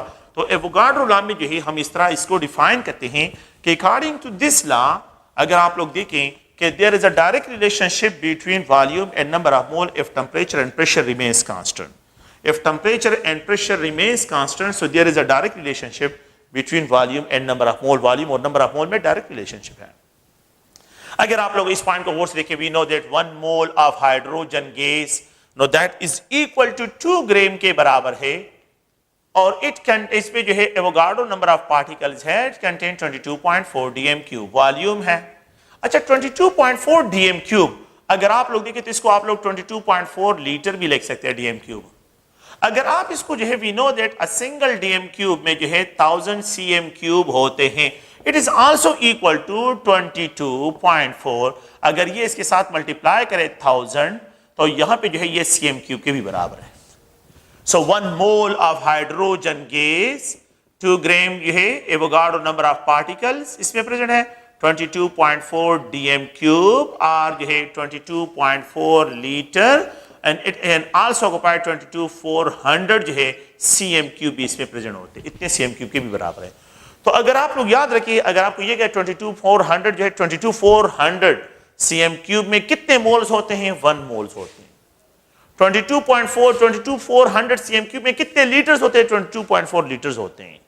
22,400 में कितने जो है डीएम क्यूब होते हैं, 22 कितने मॉलिक्यूल्स होंगे, एवोगाड्रो नंबर होंगे। तो ये आप लोगों ने प्लीज ध्यान में रखना है कि 22.4 जो है आप लोगों के पास सीएम क्यूब है। तो अगर आप लोग तो 1 mole of hydrogen gas is equal to 2 gram के बराबर है, और ये एवोगाड्रो नंबर ये 22.4 डीएम क्यूब 22.4 लीटर जो है। 1 mole of oxygen gas that is equal to 32 gram contain Avogadro number of oxygen molecule having 22.4 dm cube volume 22.4 litre, और यहां पे 22,400 सीएम क्यूब। ये ऑक्सीजन के लिए भी है, ये फिक्स है। अगर मैं यहां पे 1 mole of the sulphur dioxide gas लेता हूं 64 ग्राम के बराबर है, Avogadro number of particle 22.4 dm cube volume 22.4 litre 22,400 CM cube, ये भी इसके लिए फिक्स वैल्यूज है। अगर आप लोग देखें 1 मोल ऑफ सल्फर ट्राइऑक्साइड 80 ग्राम के बराबर है, Avogadro number of particles 22.4 dm cube volume 22.4 litre 22,400 CM cube है, ये 22 है सीएम क्यूब, ये भी इसके लिए फिक्स है। आप देखिए इक्वल नंबर ऑफ मोल्स जो है डिफरेंट गैसेस है, ये सारे डिफरेंट गैसेस हैं। इक्वल नंबर ऑफ मोल्स है, 1 मोल 1 मोल 1 मोल, ना सेम नंबर ऑफ मॉलिक्यूल भी इसमें प्रेजेंट है, पार्टिकल भी सेम आ रहे हैं, बट ये है इक्वल वॉल्यूम भी इसमें है। यहां पे इक्वल वॉल्यूम है, सबके लिए इक्वल वॉल्यूम है।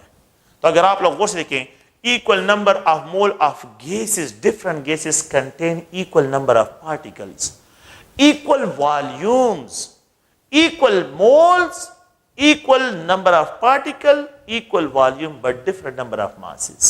तो यहां पे जो है masses different है, masses तो different है, 2 ग्राम 32 ग्राम 64 ग्राम एंड 80 ग्राम है, लेकिन मोल सेम है, नंबर सेम है, और यहां पे वॉल्यूम सेम है। Equal volume of gases contain, equal volume of gases, equal volume of gases contain equal number of particles, equal number of particles, ठीक है। equal volume of a gas contain equal number of particles, equal number of moles, equal number of moles, equal number of moles but different number of masses। लेकिन इसमें number of masses different होंगे, different number of masses different होंगे, लेकिन मोल भी same होंगे, और यहाँ पे एवोगाड्रो नंबर भी सेम है, पार्टिकल भी सेम, और वॉल्यूम भी सेम है। तो वॉल्यूम इनके लिए क्या होगा, ये सेम होगा। तो equal volume of a gas is contain, this is according to Avogadro law. ये एवोगाड्रो लॉ की जो है सेकंड डिफिनीशन है कि अकॉर्डिंग टू दिस लॉ कि अगर आप लोग देखिए equal volume of a gas is contain equal number of particles. एक थर्ड पॉइंट है K is equal to V by N। According to this law, according to second definition, another definition, according to this law, it constant pressure and temperature, it constant pressure and temperature, the ratio of volume with the number will remains, number इसका NO का मतलब है number, will remains constant, ये भी constant होगा। At constant pressure and temperature, at constant temperature and pressure, the ratio of volume with number of moles remains constant। ये एक second definition है, एक another definition भी है। अच्छा, अगर हम यहाँ पे एक गैस को टारगेट करते हैं और उस गैस से जो है कुछ कंसेप्ट्स निकालते हैं कि आप लोगों ने किस तरह इन क्वेश्चन को सॉल्व करना है। अगर आप लोग देखिए, मैं यहाँ पे लिख देता हूँ कि 1 मोल ऑफ हाइड्रोजन गैस में 2 ग्राम्स होते हैं and it occupy 22.4 dm cube. इतना आप लोगों के पास इसका वॉल्यूम होता है और इसमें Avogadro number of hydrogen molecule present होते हैं। बहुत आसान से क्वेश्चंस हैं। अगर मैं आपको ये कहूं, अगर आप लोग गौर से देखें, मैं यहाँ पे ये लिख दूं कि यहाँ पे जो है 22.4 dm क्यूब वॉल्यूम फिक्स है और यहाँ पे इसमें 2 ग्राम है। अगर मैं आपको ये कहूं कि अ single dm cube of hydrogen gas का मास क्या होगा, what will be the mass of a single dm cube of hydrogen gas? 1 dm cube of hydrogen gas, that will be equal to 2 gram divided by 22.4। इसका ratio निकाले, you will get 1 dm cube का मास of hydrogen होगा। अगर इसी तरह 22.4 dm cube of oxygen जो है उसका मास 32 ग्राम है। ये ऑक्सीजन की बात कर रहा हूं। अगर आपके पास इतने dm क्यूब ऑफ ऑक्सीजन हो तो इसका मास इतना होगा। अगर मैं आपको ये कहूं कि 1 dm क्यूब है, 1 dm क्यूब में how many grams of oxygen with their, तो आप क्या करें, 32 dm cube, 32 gram divide by 22.4। आपने क्या करना है, इनका रेशियो निकालना है। तो 1 dm क्यूब ऑफ ऑक्सीजन का जो मास होगा 32 ग्राम डिवाइड बाय 22.4 होगा। अगर आप लोग देखें 22.4 dm cube of sulphur trioxide 80 ग्राम के बराबर है। मैं ये कहता हूं कि 1 dm cube of sulphur trioxide का मास क्या होगा, तो 22.4 dm क्यूब, यहां पे 22.4 जो है यहां पे लेके आए, a single dm cube that will be equal to 80 gram divide by 22.4। ये a single dm cube of sulphur trioxide का मास होगा। 1 dm क्यूब सल्फर ट्राइऑक्साइड का इतना मास होगा। 1 dm cube of this oxygen का जो मास होगा वो इसके बराबर, 1 dm क्यूब ऑफ हाइड्रोजन का मास इसके बराबर होगा। तो कंक्लूजन ये है कि कोई भी गैस हो उसका 1 dm क्यूब हो तो molar mass of that gas, molar mass of the gas, ठीक है, divide by 22.4, that is called molar volume, that is called molar volume. इन दोनों का रेशियो निकालें। So 1 dm cube of any gas को find out करना हो तो उसका मोलर मास क्या है, डिवाइड बाय 22.4।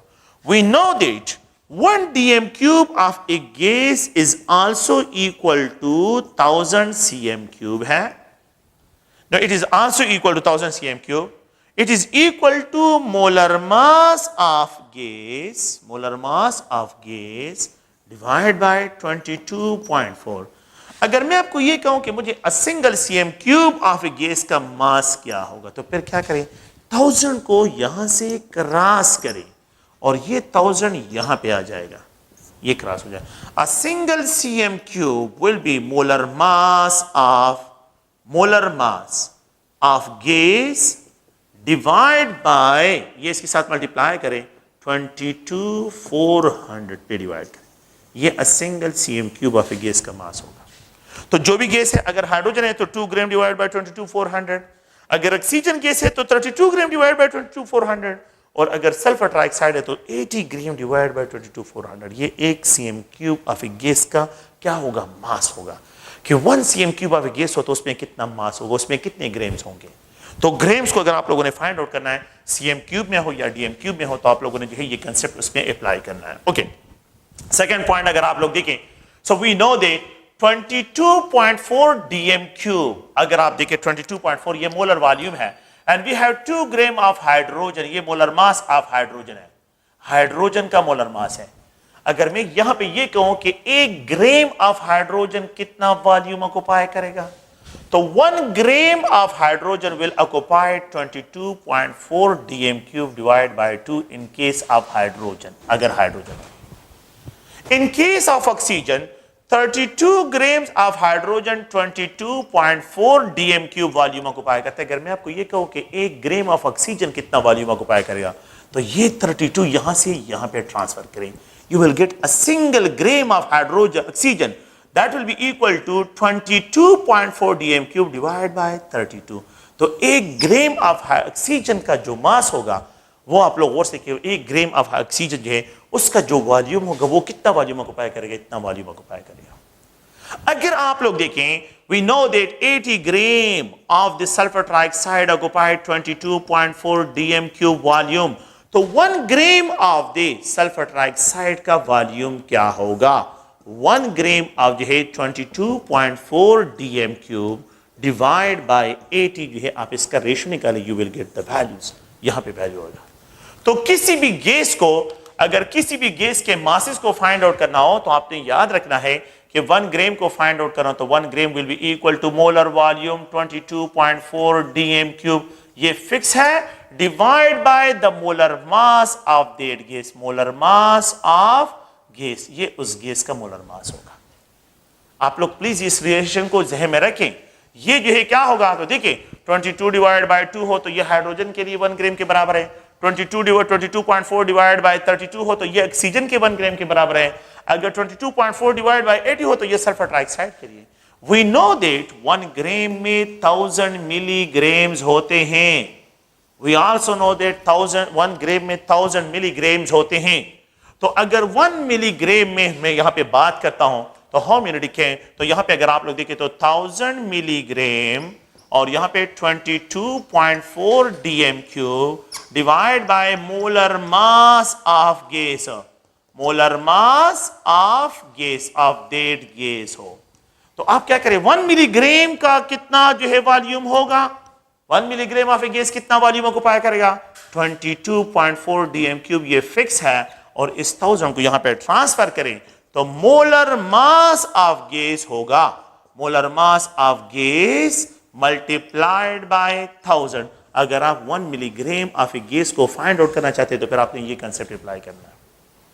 तो 1 मिलीग्राम का वॉल्यूम कितना होगा, 22.4 dm³ divided by molar mass of a gas into 1000 होगा। अगर आप लोग देखें तो 1 milligram of a gas 22.4 dm³, यहां पे जो है लेट्स सपोज अगर मैं हाइड्रोजन गैस पे अप्लाई करता हूं, हाइड्रोजन गैस पे अप्लाई करता हूं कि 1 मिलीग्राम ऑफ हाइड्रोजन में कितने जो है उस वॉल्यूम क्या हुआ, कितना वॉल्यूम होगा, तो वी कैन राइट इज 2 ग्राम इसका मोलर मास है, molar mass of hydrogen gas is 2 gram multiplied by 1000। इन दोनों का रेशियो निकाले, you will get 1 milligram of hydrogen का वॉल्यूम होगा। 1 मिलीग्राम ऑफ ऑक्सीजन को अगर आप लोग देखें, अ सिंगल मिलीग्राम, ये मैग्नीशियम नहीं है, आप इस पे कंफ्यूज ना हो, ये मिलीग्राम है, that is equal 22.4 dm³ divide by oxygen का 32 ग्राम मोलर मास है, मोलर मास मल्टीप्लाइड बाय 1000। ये बाकी वैल्यू सारे सेम है, सिर्फ मोलर मास डिफरेंट है। और अगर आप लोग देखें यहां पे 1 milligram of the sulphur trioxide अगर मैं देखूं तो 22.4 dm³ डिवाइड बाय यहां पे 80 ग्राम इसका मोलर मास है सल्फर ट्राइऑक्साइड का इनटू 1000 जो है, अगर आप लोगों के पास क्या हो, ये सिंगल मिलीग्राम का क्या होगा, वॉल्यूम होगा। तो 1 मिलीग्राम का वॉल्यूम, 1 मिलीग्राम ऑफ ऑक्सीजन का volume, 1 milligram of the hydrogen का वॉल्यूम जो है आप लोगों ने इस तरह इसको फाइंड आउट करना है। तो अगर आप लोग गौर से देखें, मैं आपसे एक और क्वेश्चन करता हूं, अगर मुझे ये कहा जाए कि लेट सपोज मेरे पास क्या है, एक गैस है, लेट सपोज अगर मैं कंसीडर करूं कि let suppose we have a gas, let suppose we have a gas, हमारे पास जो है यहाँ पे मैं एक जनरल जो है इसके idea let suppose we have a gas having mass, जो है उसका जो मास है, मोलर मास नहीं, मास की बात कर रहा हूं, तो मास इज इक्वल टू 1.25 ग्राम जो है वो उसमें प्रेजेंट है। वो क्या है, 1.25 ग्राम जो है आप लोगों के पास यहाँ पे जो है ये प्रेजेंट है। एंड इट ऑक्युपाई, मैं यहाँ पे एक्सप्रेशन करता हूँ, इट ऑक्युपाई 11.2 जो है या 11.2 dm³ वॉल्यूम ऑक्युपाई करता है, 11.2 dm³ volume. So what should be the expected molar mass of the compound. अब अगर आप लोगों ने मोलर मास को देखिए, मेरी बात सुने, 1 mole of a gas having molar mass, उसका मोलर मास क्या होगा? It will occupy 22.4 dm cube volume. ये इतना वॉल्यूम जो है डीएम क्यूब वॉल्यूम ऑक्युपाई करेगा। ये कितना वॉल्यूम ऑक्युपाई करते हैं? 22.4। अगर मैं यहाँ पे जो है लेट्स सपोज 2 ग्राम लिख दूं, चलिए यहाँ पे इसको राउंड कर लेता हूँ, 2 ग्राम कर लेता हूँ, 2 ग्राम। तो let's suppose we have a mass in a container that is equal to 2 gram and it occupy 11.2 dm cube. ये 11.2 डीएम क्यूब वॉल्यूम ऑक्युपाई करता है। What should be the expected molar mass of this compound? इस compound का molar mass क्या होगा? तो क्या करें, देखिए बात सुनिए, अगर मेरे पास 22.4 डीएम क्यूब वॉल्यूम अगर ये ऑक्युपाई करता है तो इस कंपाउंड का मोलर मास क्या होगा? अगर आप लोग देखिए मेरे पास क्या है, थोड़ा सा इस पॉइंट को गौर से देखिए, क्वेश्चन को थोड़ा सा देखें कि अगर मेरे पास 2 ग्राम ऑफ द सैंपल हो, यहां पे मैं इस तरह लिखता हूं 11.2 डीएम क्यूब हो, तो वो ऑक्युपाई करता है, उसका जो मास है वो 2 ग्राम है। अगर मेरे पास ये 22.4 जो 1 मोल के लिए होता है, क्योंकि मोलर मास 1 मोल के लिए होता है, तो what should be the expected molar mass of this compound? इस कंपाउंड का मोलर मास क्या होगा? अब क्या करें, इसको क्रॉस करें, you will get it cross gram into 11.2 dm cube, और यहां पे ये 2 ग्राम मल्टीप्लाइड 22.4 dm cube, ये जो है यहां पे आप लोग लेके आए, क्रॉस करें, x ग्राम मोलर मास को फाइंड करते हैं, क्योंकि molar mass is equivalent to 1 mole and 22.4 dm cube is also equal to, तो जितना जो है आप लोगों के पास जितना मास 22.4 dm cube के लिए कैलकुलेट हो जाएगा, वही जो है उस कंपाउंड का, उस मॉलिक्यूल का, उस गैस का मोलर मास होगा। तो अब अगर आप लोग इसको क्रॉस करें तो यहां पे जो है देखिए, यहां पे ये क्रॉस हो जाए 2 हो जाएगा, तो cross gram will be equal 2 multiplied 2 is equal to 4। अच्छा 4 ग्राम जो है किसका मोलर मास है? कौन से गैस का है? हीलियम का है कि नहीं? तो we can also calculated, we can also predicted the type of gas की कौन सा गैस है। तो मोलर मास से मुझे पता चल जाएगा ये कौन सा गैस है।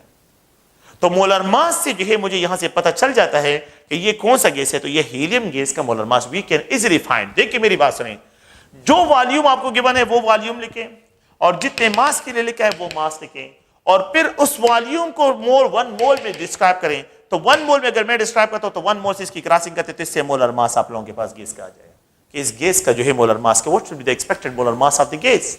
इस गैस का एक्सपेक्टेड मोलर मास क्या होगा? तो you can easily find it from this. आप लोग जो है यहां से इसको आसानी के साथ क्या कर सकते हैं, फाइंड आउट कर सकते हैं। तो ये अगर आप लोग देखें तो ये एक जन्नत सा जो है क्या है, इसके लिए स्केच है कि अगर आप लोग जो है मोलर मास से फाइंड करते हैं वॉल्यूम से, you can easily find volume से मोलर मास को फाइंड आउट करना, मोलर मास से वॉल्यूम फाइंड आउट करना, you can easily find it, आप इसको फाइंड आउट कर सकते हैं। तो नेक्स्ट जो है अगर हम देखें तो यहाँ पे एक अनदर टॉपिक की तरफ आते हैं। ये तो अगर आप देखें, मैं एक और पॉइंट की तरफ आता हूं कि 22.4 डीएम क्यूब वॉल्यूम हो, it contain Avogadro number 6.022 × 10⁻²3 hydrogen molecule. अगर ये ऑक्सीजन हाइड्रोजन गैस हो, अगर 22.4 डीएम क्यूब आप लोगों के पास क्या हो, ऑक्सीजन गैस हो, तो इसमें कंटेन 6.022 × 10⁻²3 ऑक्सीजन मॉलिक्यूल इसमें होंगे। अगर 22.4 dm cube volume of a gas हो, सल्फर ट्राइऑक्साइड गैस हो, तो यहां पे 6.022 × 10⁻² जो है सल्फर ट्राइऑक्साइड मॉलिक्यूल्स होंगे, इतने एवोगाड्रो नंबर ऑफ मॉलिक्यूल्स होंगे।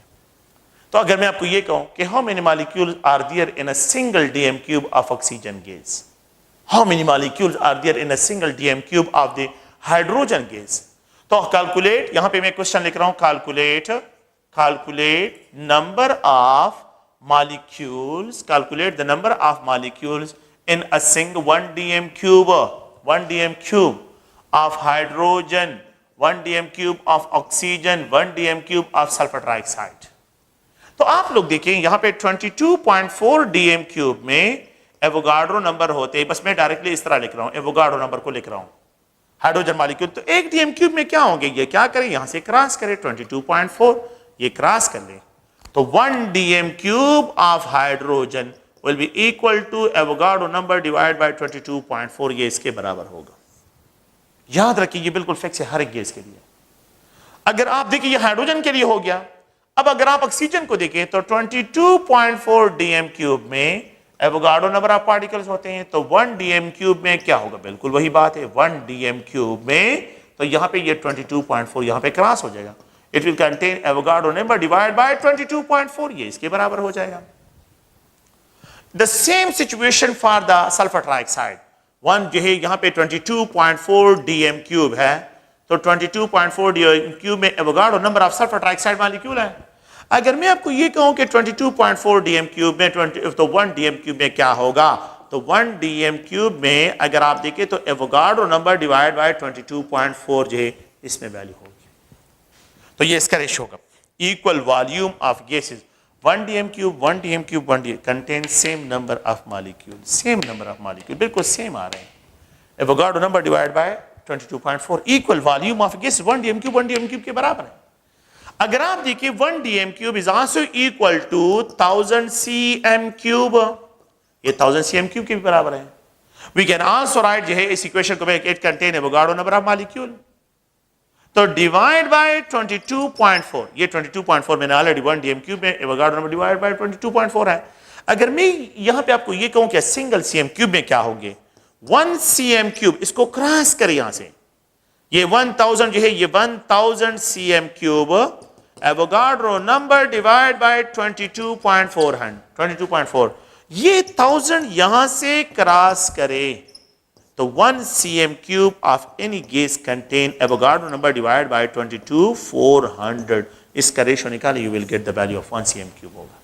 1 सीएम क्यूब के लिए ये फिक्स वैल्यू है, 1 डीएम क्यूब के लिए ये दूसरा जो है वैल्यू फिक्स है। तो ये मैंने तीनों यूनिट साइज की इंटर कन्वर्जन की है।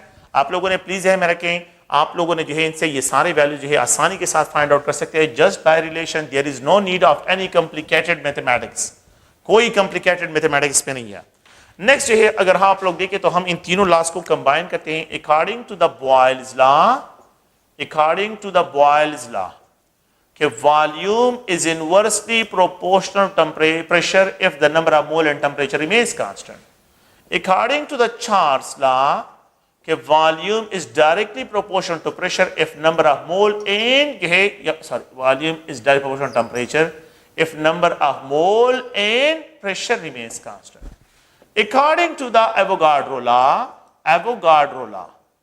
तो वॉल्यूम जो है volume is directly proportional to number of mole if number of जो है temperature if the temperature and pressure remains constant. अगर प्रेशर और टेम्परेचर रिमेन्स कांस्टेंट हो तो वॉल्यूम और नंबर ऑफ मोल में डायरेक्ट रिलेशनशिप है। There is a direct relationship between volume and number of mole, there is a direct relationship between volume and temperature, there is a direct inverse relation between the volume and pressure, इनके दरमियान inverse relation है। अगर मैं इन तीनों loss को combine करता हूं तो V कॉमन है और यहां पे जो है it is direct proportional to N, it is direct proportional temperature, it is inversely proportional to P, P के साथ इसका इनवर्स है, टेम्परेचर के साथ इसका डायरेक्ट है, नंबर ऑफ मोल के साथ इसका डायरेक्ट रिलेशन है। We can also write V is equal to R, यहां पे जो है क्या लिखते हैं N और यहां पे ये R और ये जो है अगर आप लोग देखें तो ये T है, divide by P where R is a proportionality sign constant, R is a universal gas constant, where R is a universal gas constant है। ये प्रोपोर्शनैलिटी साइन कांस्टेंट है और इसकी जो वैल्यू है उसको अभी हमने डिस्कशन इस पे करनी है। तो अगर आप लोग देखिए can we write this equation के PV is equal to nRT, this equation is also called state equation. हमने इसको थर्मोकेमिस्ट्री में डिस्कस किया है कि this equation is also known as state equation, इसको स्टेट इक्वेशन भी कहते हैं। वेयर P रिप्रेजेंट करता है प्रेशर को, V रिप्रेजेंट करता है वॉल्यूम को, N रिप्रेजेंट करता है नंबर ऑफ मोल को और ये T जो है रिप्रेजेंट करता है किस चीज को, ये टेम्परेचर को एक्सप्रेशन करता है। आप इस इक्वेशन में देखें, अगर मैं प्रेशर को यहां पे लेता हूं और यहां पे नंबर ऑफ मोल और RT ये वॉल्यूम को एक साइड पे करें, अगर इन दोनों को कांस्टेंट रखते हो, टेम्परेचर और वॉल्यूम कांस्टेंट है, तो प्रेशर और नंबर ऑफ मोल में डायरेक्ट रिलेशन है। प्लीज इसको ध्यान में रखें, there is a direct relationship between pressure and number of mole, इन दोनों में डायरेक्ट रिलेशन है, लेकिन उसके लिए कंडीशन क्या है कि टेम्परेचर और वॉल्यूम को आप लोग क्या करें, कांस्टेंट रखें। तो अगर मैं टेम्परेचर को कांस्टेंट रखता हूं और एक कंटेनर है और उसका वॉल्यूम फिक्स है और उसमें मैं जितने number of mole of the gases increase करूंगा तो डेफिनेटली वहां पे प्रेशर ज्यादा होगा, लेकिन इसके लिए कंडीशन क्या है, टेम्परेचर जो है और वॉल्यूम को कांस्टेंट रखें। दूसरा पॉइंट गौर से सुने, so the number of mole increase at constant temperature and volume, there is a direct relationship between the number of mole and pressure, इन दोनों के दरमियान डायरेक्ट रिलेशनशिप है। सेकंड पॉइंट देखिए, अगर आप देखें तो ये P है और यहाँ पे ये nRT है डिवाइड बाय V। अगर मैं प्रेशर को आप लोगों से रिलेट करता हूं, अगर मैं नंबर ऑफ मोल R और जो है और V को इनको कांस्टेंट रखूं, इनको नंबर ऑफ मोल भी कांस्टेंट हो, वॉल्यूम भी कांस्टेंट हो, नंबर ऑफ मोल भी कांस्टेंट हो, वॉल्यूम भी कांस्टेंट हो, तो टेम्परेचर और प्रेशर में कौन सा रिलेशन है, डायरेक्ट रिलेशन है। So there is a direct relationship between the temperature and pressure if number of mole and volume remains constant. So it constant number of mole and volume पे temperature increase करने से pressure inside the container increase होता जाएगा, लेकिन उसके लिए condition क्या है कि नंबर ऑफ मोल को और वॉल्यूम को आप लोगों ने कांस्टेंट रखना है। तो ये कंडीशन आप लोगों ने ज़हन में रखते हैं, ये दो कंडीशन इससे और निकालते हैं। अच्छा, वी नो दैट, अगर आप लोग गौर से देखें तो यहाँ पे एक दूसरा पॉइंट जिसकी तरफ हमने आना है वो ये है कि n is equal to number of moles है। ये क्या है? n is equal to mole. We know that mole is equal to mass of a substance divide by molar mass of a gas. So pressure is equal to यहाँ पे W wait को, यहाँ पे molar mass, यहाँ पे volume और ये RT है। We know that pressure is equal to weight by volume is also called density और यहाँ पे M और ये RT है। The ratio of weight with the mass by volume, तो mass per unit volume is also called density, इसको density भी कहते हैं। तो यहाँ पे pressure is equal to dRT by M, ये जो है इसके साथ क्या है? Direct relation. तो प्रेशर का डेंसिटी के साथ डायरेक्ट रिलेशन है, प्रेशर का डेंसिटी के साथ डायरेक्ट रिलेशन है। जिन गैसेस की डेंसिटी ज्यादा होगी, जिन गैसेस की डेंसिटी ज्यादा होगी वो ज्यादा प्रेशर एग्जर्ट करेंगे।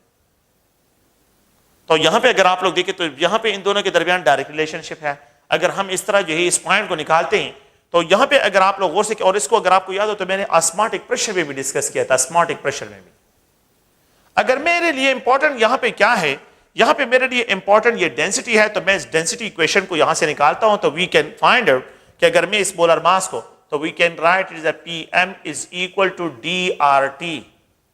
अगर आप देखें इस D को जो है यहां से निकालते हैं तो D is equal to PM divide by RT। इस इक्वेशन, ये हमारे लिए फाइनल इक्वेशन है और ये आप लोग 2018 के ईटा के पेपर में देखिए इस इक्वेशन की डिमांड है कि density of the gas can be express bye कौन से मैथमेटिकल रिलेशन से एक्सप्रेस करते हैं, ये मैथमेटिकल रिलेशन उन्होंने डिमांड किया है। अगर आप इस डेंसिटी को देखिए तो density is directly proportional to pressure. जितना गैसेस पे प्रेशर ज्यादा होगा वो मोर क्राउडी होते जाएंगे, उनकी डेंसिटी इंक्रीज होगी। सेकंड पॉइंट ये है कि density is direct proportional to molar mass. जिन गैसेस के मोलर मास ज्यादा होंगे उनकी डेंसिटी ज्यादा होगी। और यहां पे जो है density is inversely proportional temperature, temperature के साथ इसका इनवर्स रिलेशनशिप है। मतलब क्या है कि gases are more denser at high pressure, gases की डेंसिटी इंक्रीज होती है, गैसेस की डेंसिटी इंक्रीज होती है जब प्रेशर इंक्रीज होता है और टेम्परेचर डिक्रीज होता है। लो टेम्परेचर पे और हाई प्रेशर पे गैसेस मोर डेंसर होते हैं, गैसेस मोर डेंसर होते हैं। So the density of sulphur या chlorine will be greater, will be lesser या ग्रेटर, लेसर भी लिख सकते हैं, ग्रेटर भी लिख सकते हैं। इट यहां पे लिखता हूं ABCD। तो the density of the chlorine will be greater, will be maximum at condition 1 atmospheric pressure, 2 atmospheric pressure, 3 atmospheric pressure, 4 atmospheric pressure. तो प्रेशर की वैल्यू को देखिए कहां पे प्रेशर की वैल्यू ज्यादा है।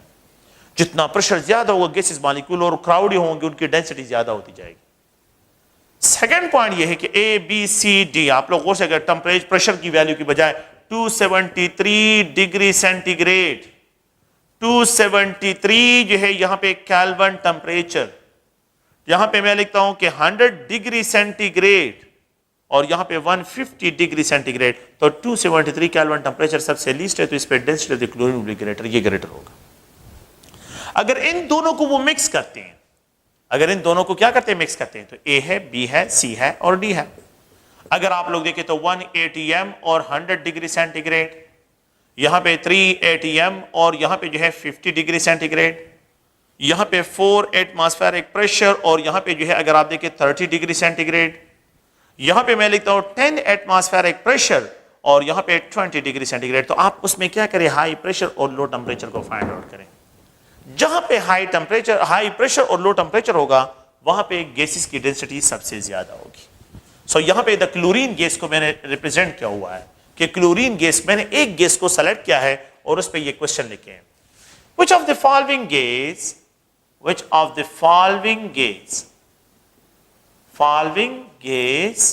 have more density एट यहां पे एक्सप्रेशन करता हूं एसटीपी कंडीशन, एसटीपी कंडीशन पे the type of gas having maximum density at STP conditions. तो मैंने कंडीशन को फिक्स रखा हुआ है, अब मैं गैसेस की बात कर रहा हूं। तो यहां पे हाइड्रोजन गैस, हीलियम गैस है, नाइट्रोजन गैस है, ऑक्सीजन गैस है। तो जिसका मोलर मास सबसे ज्यादा, उसकी डेंसिटी जो है यहां पे क्या होगी, सबसे ज्यादा होगी। We know that density is directly proportional to the molar mass। मैंने यहां पे लिखा है कंडीशन, मैंने टेंपरेचर को और प्रेशर को कांस्टेंट रखा है। अगर आप देखिए तो यहां पे ये A है, B है, C है और ये D है। मैं यहां पे एक्सप्रेशन करता हूं सल्फर डाइऑक्साइड को, सल्फर ट्राइऑक्साइड को, क्लोरीन गैस को और यहां पे जो है कार्बन डाइऑक्साइड गैस को। तो you have to click the sulphur trioxide, क्योंकि इसका मोलर मास सबसे ज्यादा है। तो दैट्स व्हाई सल्फर ट्राइऑक्साइड का जो आप लोगों के पास क्या होगा, इसकी डेंसिटी जो है यहां पे मैक्सिमम होगी। ए है, बी है, सी है, डी है। The type of gas having maximum जो है यहां पे मीथेन है, ईथेन है, प्रोपेन है। ये गैसेस होते हैं रूम टेंपरेचर पे एसटीपी कंडीशन पे जो है, और सबसे ज्यादा जो डेंसर होगा तो वो ब्यूटेन होगा। बल्कि चले आइसोब्यूटेन में यहां पे लिखता हूं, क्योंकि एसटीपी कंडीशन पे ब्यूटेन जो है वो ऑलरेडी लिक्विड स्टेट में, तो यहां पे ये मोर डेंसर होगा आइसोब्यूटेन। जिसका मोलर मास सबसे ज्यादा होगा उसकी डेंसिटी सबसे ज्यादा होगी। So the type which of the following gas have more density at STP. तो अगर मिक्सचर ऑफ गैसेस गिवन हो तो फिर मोलर मास को उस पे देके कि जिसका मोलर मास ज्यादा होगा उसकी डेंसिटी जो है, कंडीशन अगर आपको फिक्स हो तो फिर उसमें जो है डेंसिटी को आप लोगों ने ध्यान में रखना है। ठीक है, तो ये एक अनदर पॉइंट है, आप लोगों ने प्लीज इस इक्वेशन से देखने हैं। अच्छा, एक दूसरा पॉइंट जो है यहाँ पे numerical value PV is equal to NRT है। So the R value is equal to PV by NT है। द प्रेशर जो है इसकी वैल्यू 1 atm है। वॉल्यूम जो है ये 22.4 dm क्यूब वॉल्यूम लेते हैं, क्योंकि 1 मोल ऑफ ए गैस है। और टेम्परेचर जो है ये 273 केल्विन, ये फिक्स है 273 केल्विन। जब आप इनका रेशियो निकालें, यहाँ पे जो है इसको अगर आप लोग देखिए इसका रेशियो निकालें, so it will be equal to 0.0821। यहाँ पे atm, यहाँ पे ये dm क्यूब, ये पर मोल, ये पर केल्विन, इसकी जो है वैल्यू है। ये R की वैल्यू atm dm क्यूब है। अगर आप क्या करें, इस atm की जगह जो है क्या लिखे, जो है हम mm ऑफ मर्करी, तो 1 atm is also equal to 760 mm of mercury के बराबर है। तो 0.0821 मल्टीप्लाइड यहां पे 760 mm ऑफ मर्करी atm को में, तो यहां पे dm क्यूब पर मोल पर केल्विन इसकी वैल्यू होगी। You have to multiply. It is equal to 62.4 जो है mm ऑफ मर्करी, और यहां पे ये dm क्यूब पर मोल पर केल्विन इसकी वैल्यू है। This mm of mercury is also called tar. We can also express by tar. इसको tar से भी एक्सप्रेस करते हैं, तो we can also 62.4 tar। यहां पे dm क्यूब पर मोल पर केल्विन जो है इसकी वैल्यू है। अगर आप लोग देखें यहां पे ये dm cube, we know that 1 dm cube is equal to 1000 cm cube के भी बराबर है, 1000 cm cube। Now putting this value 62.4 tar, बल्कि यहाँ पे जो है 1000 मल्टीप्लाई कर लेता हूं, और tar और यहाँ पे ये cm cube पर मोल पर केल्विन, क्योंकि we know that 1 dm cube में इतने cm cube होते हैं। Now the value can also be written 400 tar cm cube पर मोल पर केल्विन जो है इसकी वैल्यू होगी। तो आप लोगों ने प्लीज इस पॉइंट को ध्यान में रखना है कि ये 62400 टार cm क्यूब पर मोल पर केल्विन जो है ये इसकी वैल्यूज है। ओके, तो ये आप लोगों के पास डिफ्स के लिए जो यूनिट्स हैं, तो आप लोगों ने यूनिट, तो मैंने यहाँ पे आप लोगों को एक पॉइंट, यहाँ पे क्वेश्चन है, ये क्वेश्चन 2 टाइम रिपीट हुआ है कि the numerical value of R, the numerical value of R depend on, ये याद रखें, ऑन यूनिट जो है याद रखें, ए है, बी है, सी है और डी है। डिपेंड ऑन द यूनिट जो है, unit of volume, unit of pressure, यहां पे जो है टेम्परेचर, या बोथ ए एंड बी, इन दोनों पे डिपेंड करते हैं। मैं वॉल्यूम के यूनिट को चेंज करता हूं, value of numerical value change होती है। मैं प्रेशर की वैल्यू को चेंज करता हूं तो भी आप यूनिट को चेंज करता हूं तो भी आप लोगों के पास टेम्परेचर पे कोई, टेम्परेचर सब में 273 1 मोल जो है इसके लिए कांस्टेंट है। तो एसटीपी कंडीशन ये है। तो the numerical value of R depends on the 2 factors, एक यूनिट ऑफ द वॉल्यूम है और दूसरा यूनिट ऑफ द प्रेशर है, इन दोनों पे जो है ये डिपेंड करता है। तो आप लोगों ने प्लीज इसको ज़हन में रखना है, ये मुख्तलिफ यूनिट्स में जो इनकी वैल्यूज है। अच्छा, एसआई सिस्टम में what is the value of S I system में? तो मेरे ख्याल में जो है एस आई सिस्टम में अगर मैं डायरेक्टली चला जाता हूं तो यहाँ पे इसकी जो वैल्यू है 8.314 जो है, यहाँ पे आप लोगों के पास क्या है 8.314, यहाँ पे इसको एक्सप्रेशन कहते हैं जोल, और यहाँ पे ये पर मोल पर केल्विन इसकी वैल्यू है। अगर मैं यहाँ पे जो है ये आर की वैल्यू, एस आई सिस्टम में आर की वैल्यू जो है ये है, और अगर आप लोगों को पता है कि 1 कैलोरीज में 4.18 जो है जोल होते हैं, तो अब मेरे पास ये जोल में वैल्यू है, तो अगर 1 कैलोरी में इतने होते हैं तो अगर आप लोग देखें तो जोल में जो है 1 जोल किसके बराबर होगा, तो ये 4.18, इसके साथ क्रॉस करें तो 1 joule will be equal to 1 calorie divided by 4.18. Now putting this value, तो 8.314 और जोल की जगह 1 कैलोरी डिवाइड बाय 4.18, यहाँ पे पर मोल पर केल्विन, तो आर की वैल्यू 1.97 कैलोरीज पर मोल पर केल्विन जो है इसकी वैल्यू है। तो कैलोरीज में आर की वैल्यू इसके बराबर है, जोल में इसके बराबर है, और जिसमें जो है हमने जो ऑलरेडी जो इससे पहले डिस्कशन किया है वो मैंने आप लोगों को भी वैल्यू लिख दी है। तो जोल में इसकी वैल्यू इसके बराबर है और कैलोरीज में जो है आर की वैल्यू 1.97 के बराबर है। अच्छा, नेक्स्ट क्वेश्चन की तरफ आते हैं, और नेक्स्ट जो है कुछ क्वेश्चन है उनको जो है यहाँ पे डिस्कशन करते हैं। We know that, let's suppose if we have initial pressure P1 है, if we have a gas having initial pressure V1, volume V1 हो और टेम्परेचर T1 हो, if the pressure is increased, if the pressure is increased, P2 pressure हो जाए, and it is increased 2 times of initial pressure, while the temperature is increased, T2 final temperature हो जाए, it is increased by 2 times of initial temperature के 2 times, what should be the expected volume? expected volume में कितना change आएगा? तो इसमें जितना मैंने यहाँ पे इंक्रीज किया इतना भी यहाँ पे भी इंक्रीज किया, दोनों में इक्वल अमाउंट में। तो पहला पॉइंट क्या है, पहला केस यहाँ पे आप लोगों ने बस इसको आसान लैंग्वेज में किस तरह सॉल्व करना है। So, यहाँ पे equal increase in pressure value हो, equal increase in pressure in temperature value हो। If there is equal increase in pressure and temperature value हो, देन व्हाट विल हैपन? तो आप लोगों ने इस क्वेश्चन को देखिए, there will be no change. तो सो दिस पॉइंट, तो we know that P1 V1 divide by T1 is equal to P2 V2 divide by T2। इस इक्वेशन को देखिए, ये P1 V1 divide by T1 is equal to P2 किसके बराबर है? 2P1 के बराबर है। V2 को मैंने फाइंड आउट करा, T2 किसके बराबर है? 2T1 के बराबर है। T2 2T1 के बराबर है। P1 जो है P2 किसके 2P1 के बराबर, ये इसके साथ कैंसिल हो जाएगा, ये T1 T1 के साथ कैंसिल हो जाएगा, P1 के साथ V1 and V2। If equal changes जो है आर इंक्रीज आर प्रेशर जो है डिक्रीज हो या इंक्रीज हो, और टेम्परेचर के साथ दोनों के साथ इक्वल चेंज आ रहा हो, so the net change in the volume will be no, there will be no change, तो zero change यहाँ पे होगा। so no change in volume observe होगा, no change in volume will be observed, there will be no change in volume observed, no change होगा। अगर मैं equal जो है, अगर आप लोग देखें यहाँ पे एक दूसरा इसी से रिलेटेड, कि लेट्स सपोज अगर मैं इस तरह लिखूं कि लेट्स सपोज यही केस है कि इक्वल इंक्रीज और या इक्वल डिक्रीज लेके आता हूं, कि यहाँ पे मेरे पास P1 है, V1 है, T1 है, initial pressure P1, initial volume V1, initial temperature T1 है। मैं आपको ये कहूं कि मेरे पास क्या है, यहाँ पे जो है फाइनल प्रेशर जो है ये P1 के 10 टाइम कम कर लेता हूं, रिड्यूस कर लेता हूं। What should be the expected volume? Volume क्या होगा अगर मैं टेम्परेचर T2 को जो है ये T1 के 10 टाइम कम कर लेता हूं, इक्वल अमाउंट में कम कर लेता हूं, net change will be zero, कोई चेंज नहीं होगा। देखें आप लोग इसका proof, P1 V1 divide by T1, यहाँ पे P2, यहाँ पे V2 divide by T2, P1 V1 divide by T1 is equal to, अगर आप देखें तो P1 डिवाइड बाय 10, P2 इसके बराबर है। P2 को मैंने फाइंड आउट करना है, T2 किसके बराबर है?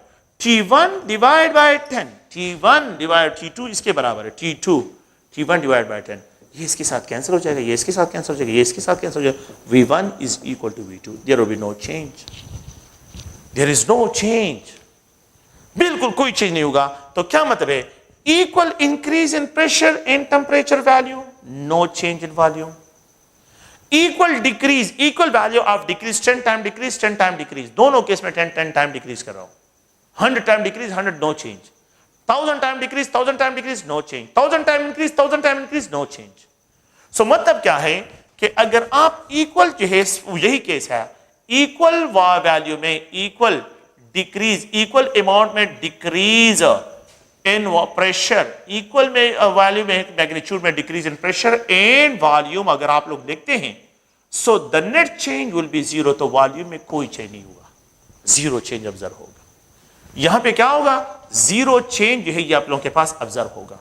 अच्छा, सेकंड केस क्या है, सेकंड केस में इस इक्वेशन को किस तरह यूटिलाइज करना है, आसान सा ट्रिक है। आप लोगों ने बस मैंने कंक्लूजन यहां पे दो सेंटेंसेस में निकाल दिए कि आप क्या करें, इक्वल जो है डिक्रीज जो है यहां पे आ रहा हो, इक्वल इंक्रीज आ रहा हो तो कोई चेंज नहीं होगा। लेकिन अगर आप लोग गौर से सुनें, अगर मैं यहां पे जो है यहां पे एक पॉइंट लिख दूं कि यहां पे प्रेशर है P1 है, वॉल्यूम V1 है, T1 है।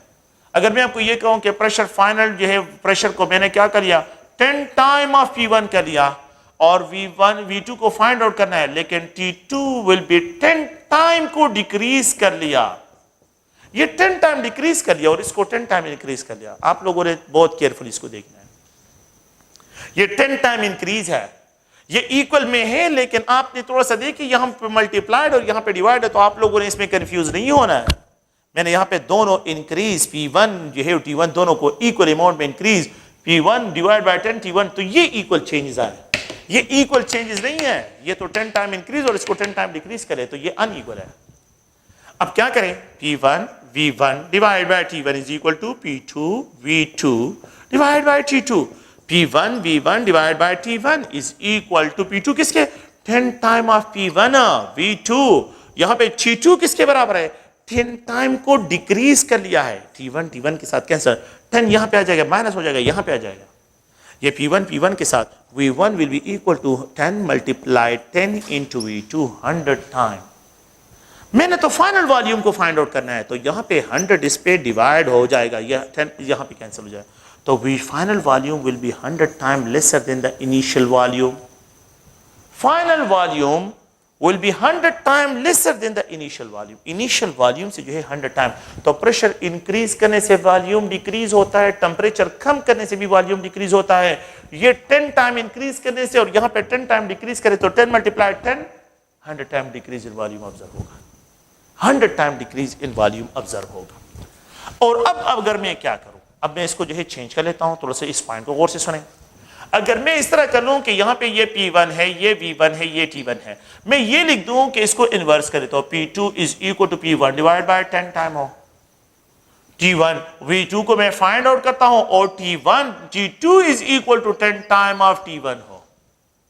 अब यहां पे क्या सिचुएशन हो जाएगी, अब सुने इस पॉइंट को, तो देखिए P1 V1 divide by T1 is equal to P2 V2 divide by T2, P1 V1 divide by T1 is equal to P2 P1 divide by 10, और यहां पे V2 को मैंने फाइंड आउट करना है, और थोड़ा सा देखिए V2 को मैंने फाइंड आउट करना है, V2 ये है और T2 किसके बराबर है, ये 10 टाइम ऑफ T1 के बराबर, T1 के साथ P1 के साथ कैंसिल हो जाएगा, ये 100 हो जाएगा, 100 इस साइड पे V2, यहां पे V1 V2 divide bye 100।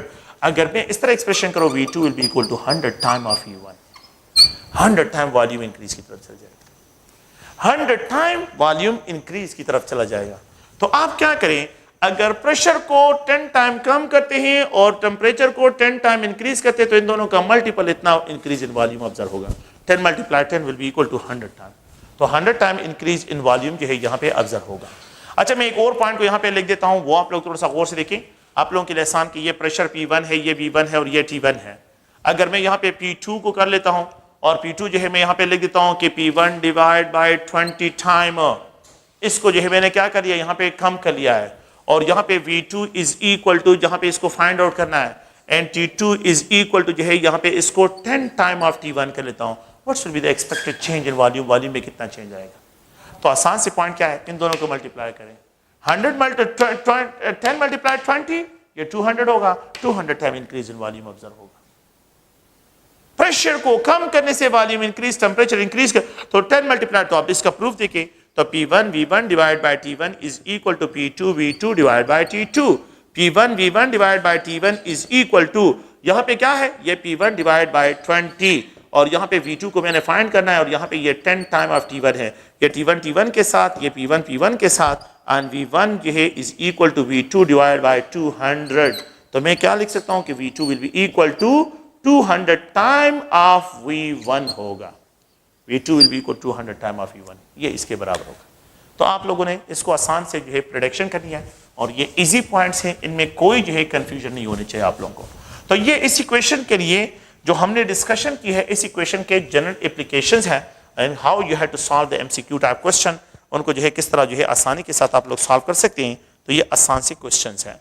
Next जो है अगर हम आ जाते हैं एक और पॉइंट की तरफ, that is Dalton law of partial pressure. एक अनदर लॉ है Dalton law of partial pressure, Dalton law of partial pressure. इसको जो है डिस्क्राइब करते हैं कि Dalton law of partial pressure क्या है। अकॉर्डिंग टू दिस लॉ, अगर हम यहाँ पे जो है गैसेस को इनक्लोज करते हैं कंटेनर में, और यहाँ पे मैंने non reacting gases hydrogen gas को, ऑक्सीजन गैस को, नाइट्रोजन गैस को, हीलियम गैस को इनक्लोज किया है, और यहाँ पे मैं एक बैरोमीटर लगा लेता हूँ। यहाँ पे क्या कर लेते हैं, बैरोमीटर लगा लेते हैं, बैरोमीटर। अब बैरोमीटर जो है यहाँ पे फिक्स कर लेता हूँ। Barometer is a pressure measuring device है। तो यहाँ पे ये नीडल जो है जहाँ पे भी कनेक्ट होगा, लेट्स सपोज 4 ATM पे कनेक्ट है, तो ये मुझे टोटल प्रेशर शो करेगा, इंडिविजुअल प्रेशर को नहीं। तो अकॉर्डिंग टू दिस लॉ कि if non reacting gases are enclose, पहला पॉइंट क्या है, नॉन रिएक्टिंग गैसेस। पहला पॉइंट यहाँ पे जो हम बात करते हैं नॉन रिएक्टिंग गैसेस, ऐसे गैसेस जो एक दूसरे के साथ रिएक्ट ना करें। क्या मतलब है, अगर आप एक कंटेनर में जो है HCl गैस लें और साथ में जो है उसको अमोनिया गैस के साथ मिक्सअप करें, और आप यहाँ पे कहें कि मैं Dalton law of partial pressure, इस पे अप्लाई नहीं होता है। Dalton law of partial pressure is not applicable on reacting gases. Reacting gases पे जो है ये अप्लाई नहीं होता, तो यहाँ पे डाल्टन लॉ अप्लाई नहीं होगा। यहाँ पे जो है नॉन रिएक्टिंग गैसेस है, ये नॉन रिएक्टिंग गैसेस है। तो non reacting gases are enclosed in a container. अगर एक non reacting gases are enclosed in a container, in a container, container में अगर हम गैसेस को, नॉन रिएक्टिंग गैसेस को इनक्लोज करते हैं, then the total pressure exerted, then the total pressure exerted by mixture of gas, pressure exerted by a mixture of gases, mixture of gases is equal to the sum of the, is equal to the sum of the partial pressure of all compressor pressure of all component gases, of all component gases enclosed in a container, enclosed in a container। कि container में जितने भी gases enclose होंगे तो उनका जो pressure होगा, उन सारी गैसेस का जो क्या होगा, कंबाइंड प्रेशर होगा, वो टोटल प्रेशर डिस्क्राइब होगा।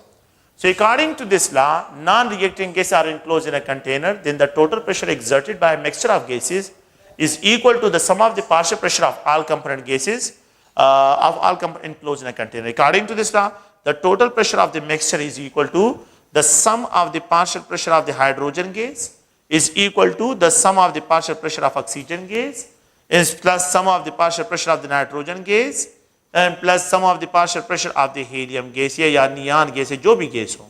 तो जो भी गैस है, इन सारे गैसेस के पार्शियल प्रेशर का जो समअप होगा वो इस टोटल प्रेशर के बराबर होगा।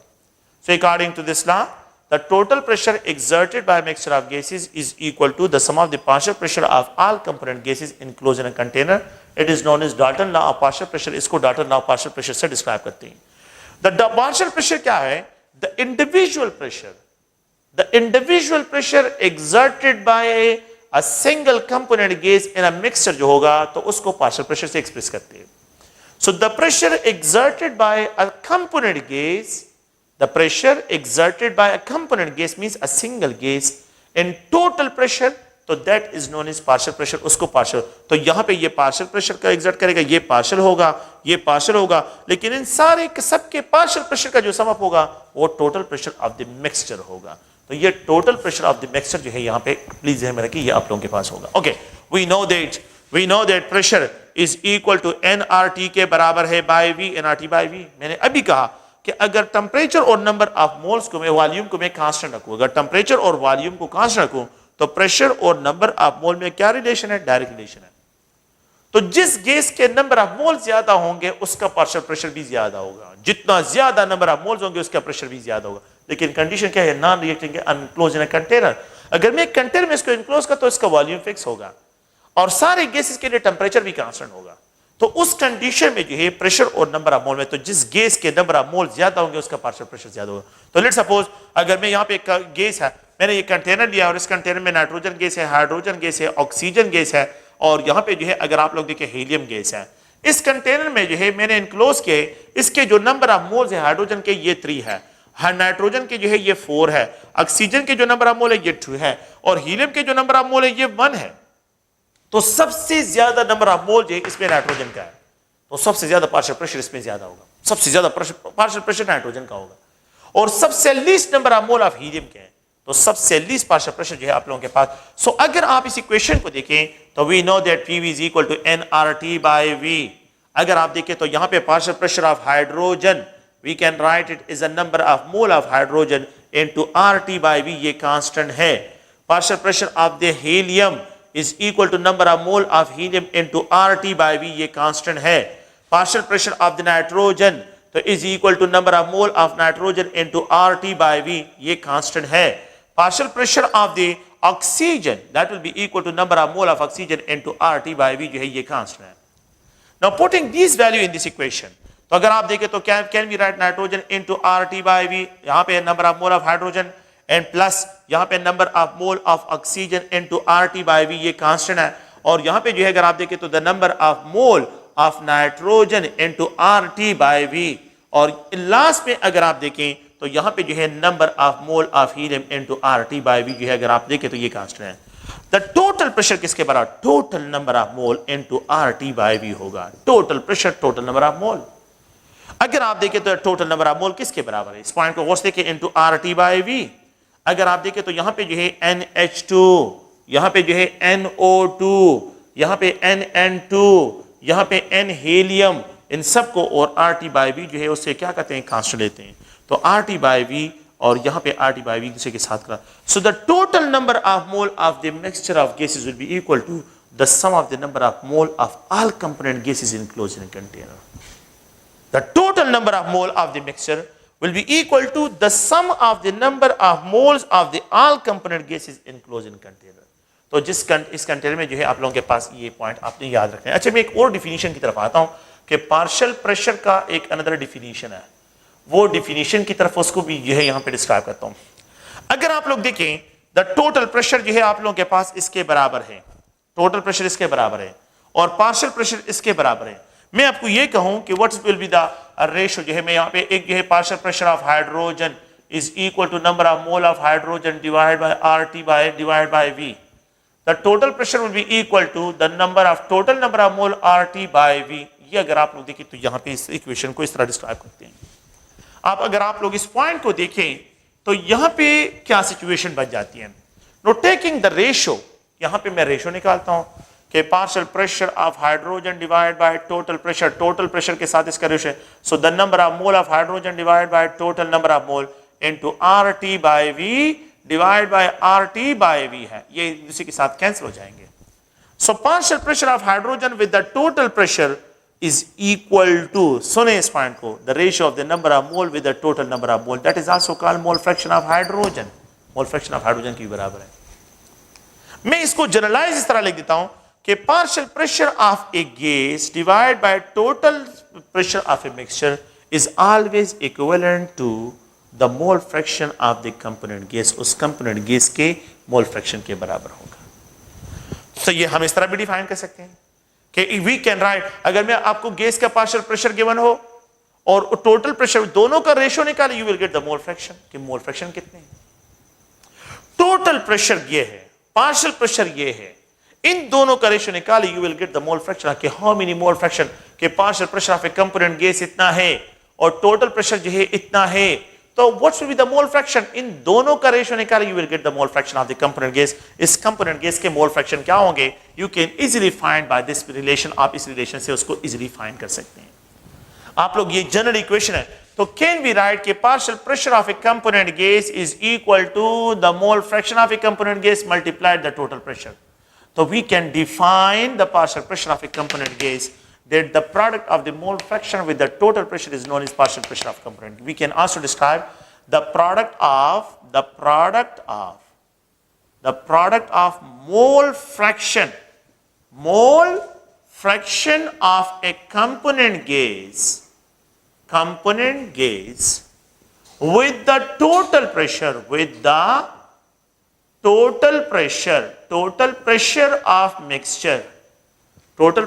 of gaseous mixture is known as इसको हम क्या कहते हैं, partial pressure of that gas, partial pressure of the component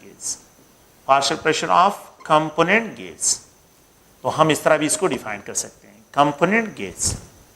The product of the mole fraction of the component gas with the total pressure is known as, मैं क्या लिख सकता हूं कि मेरे पास एक gaseous mixture है और उस पे जो है अगर आप लोग देखें mole fraction of the gas जो है, mole fraction of the gas के जो mole fraction है ये 0.3 है और total pressure जो मुझे यहां पे ये शो करता है ये 10 atm शो करता है. What should be the partial pressure of the X gas? तो यहां पे क्या करें, partial pressure of the gas will be equal to the mole fraction, ये लिख लें, multiply the total pressure of the mixture.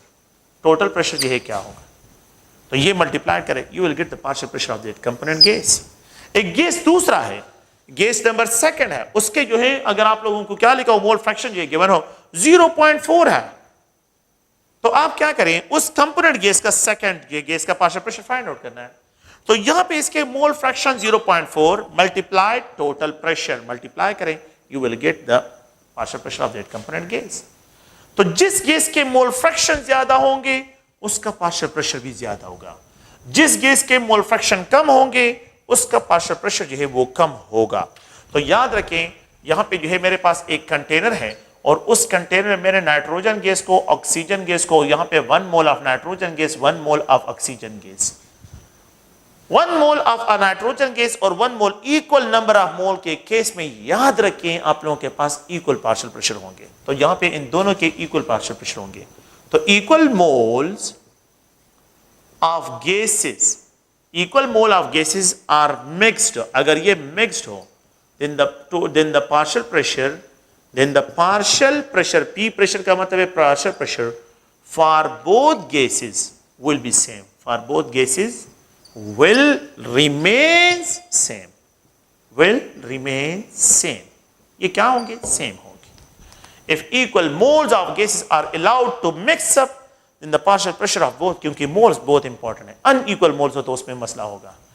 अगर आपको ये कहा जाए कि मेरे पास यहां पे जो है क्या है, ऑक्सीजन गैस है, यहां पे नाइट्रोजन बल्कि चले हाइड्रोजन गैस है और इन दोनों के क्या मिक्सअप करते हैं 22.4 dm cube volume, 22.4 dm cube volume, दोनों के इक्वल वॉल्यूम मिक्सअप करते हैं, देन दोनों के भी सेम होंगे. Equal mole of a gases और equal volume of a gases if they are allowed to mix up the partial pressure will remain same, क्योंकि मोल सेम हो गए. बट लेकिन अगर ये कहा जाए कि हाइड्रोजन गैस के जो है यहां पे क्या कहते हैं, एक ऑक्सीजन गैस है और यहां पे हाइड्रोजन गैस है, ऑक्सीजन गैस के 32 ग्राम और हाइड्रोजन गैस के भी 32, equal masses are allowed to mix up. तो which of the following gas have maximum partial pressure, इसमें सबसे मैक्सिमम पार्शियल प्रेशर कौन सी गैस एग्जर्ट करेगा. अब यहां पे गड़बड़ है, equal masses are not equal moles. अगर आप ये देखें तो 1 mole of oxygen that is equal to 32 gram, तो ऑक्सीजन के तो 1 मोल हो गया, लेकिन 1 mole of hydrogen is equal to 2 gram के बराबर है. अगर मैं 32 ग्राम कर लो तो ये जो है कितने मोल हो जाएंगे, 32 ग्राम, ये 16 मोल हो जाएंगे. तो हाइड्रोजन के मोल बहुत ज्यादा हो गए. और अभी हमने क्या कहा कि पार्शियल प्रेशर और नंबर ऑफ मोल में कौन सा रिलेशन है, डायरेक्ट रिलेशन है. तो जिसके मोल ज्यादा होंगे उसका पार्शियल प्रेशर ज्यादा होगा. तो इक्वल मासेस में उस गैस का पार्शियल प्रेशर ज्यादा होगा जिसका मोलर मास लीस्ट होगा. इक्वल मासेस में आप लोगों ने डायरेक्टली उसको क्लिक करना है. Equal masses are allowed to mix up in the partial pressure of the gas is considered to be maximum having least molar mass हो. और पार्शियल प्रेशर सबसे लीस्ट उस गैस का होगा जिसका मोलर मास सबसे ज्यादा होगा. तो हाइड्रोजन का देखिए मोल बहुत ज्यादा है और ऑक्सीजन के मोल यहां पे, तो जिसका मोलर मास, तो इक्वल मासेस में equal masses of gases are allowed to mix up, are allowed to mix up, mixed up, ठीक है. then the partial pressure of a gas having least molar mass is described as maximum, is described is maximum. तो उसको क्या किया जाए, molar mass is described maximum, उसको maximum describe किया जाए। इक्वल मासेस में जिसका मोलर मास सबसे लीस्ट होगा उसका पार्शियल प्रेशर सबसे ज्यादा होगा, और जिसका मोलर मास सबसे कम होगा उसका पार्शियल प्रेशर सबसे कम डिस्क्राइब होगा। तो ये अगर आप लोग देखें तो Dalton law of partial pressure में जो है इस तरह के पॉइंट्स को आप लोगों ने ज़हन में रखना है। अगर आप लोग इस इक्वेशन को देखें तो मैं यहां पे क्या लिख सकता हूं कि partial pressure of a component gas is equal to mole fraction of a component divided by total pressure. ये मोल फ्रैक्शन है। We know that mole fraction of a component gas is equal to number of mole of that component divided by total number of mole का mixture है। तो partial pressure of component gas divided by total pressure is also equal to number of moles divided by ये total number of moles है। अगर मैं इस total number of mole को यहाँ पे क्रॉस कर लूँ, अगर मैं यहाँ से इसको यहाँ पे ट्रांसफर कर लूँ, तो can we find the number of moles in the mixture?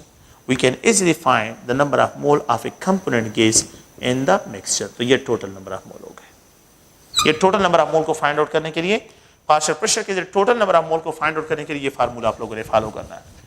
अगर आप लोग देखें यहां पे जो है we know that number of mole is equal to number of mole is equal to mass of a substance molar mass. यहां पे मोलर मास पे इसको डिवाइड करते हैं, तो यहां पे अगर ये N2 हो जाए तो ये W2 हो जाएगा, ये M2 हो जाएगा। We can also find कि how many gram of a gas यहाँ पे प्रेजेंट है। You can easily find, इसकी इक्वेशन को भी आप लोग फाइंड कर सकते हैं। तो कितने ग्राम प्रेजेंट है, तो आप लोग देखें W2 divided by M2 is equal to partial pressure of a component gas divided by total pressure into total number of mole। molar mass of a component gas को यहाँ पे ट्रांसफर करें, you can easily find the weight के how many grams of the component gas are present in the container, कितने grams इसमें present है। इस equation से आप ये भी फाइंड आउट कर सकते हैं, इस इक्वेशन से आप ये भी फाइंड आउट कर सकते हैं। अगर आपको वेट गिवन हो, ये गिवन हो, ये गिवन हो, ये गिवन हो, तो you can easily find the molar mass of the unknown gas. Molar mass of the unknown gas will be equal to W2 into PT, ठीक है, divide by PG partial pressure of component gas multiplied total number of moles.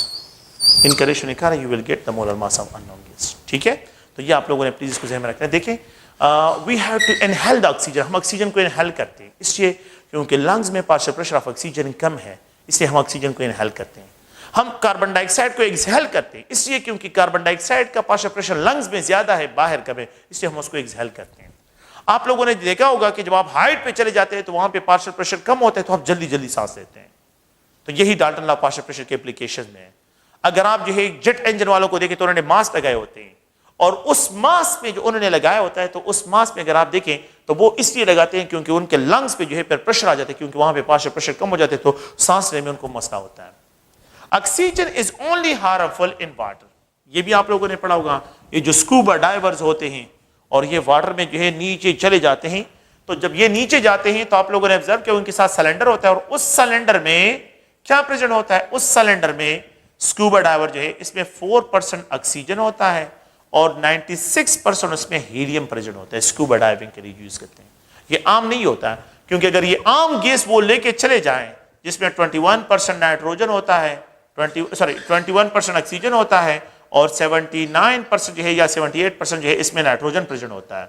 अगर ये जो है cylinder लेके नीचे चले जाएं 110 फीट पे, इनको नाइट्रोजन नेक्रोसिस हो जाते हैं, इनके जितने जॉइंट्स होते हैं वो लॉक हो जाते हैं, बस वो स्टैच्यू बन जाता है और उस बंदे की डेथ हो जाती है।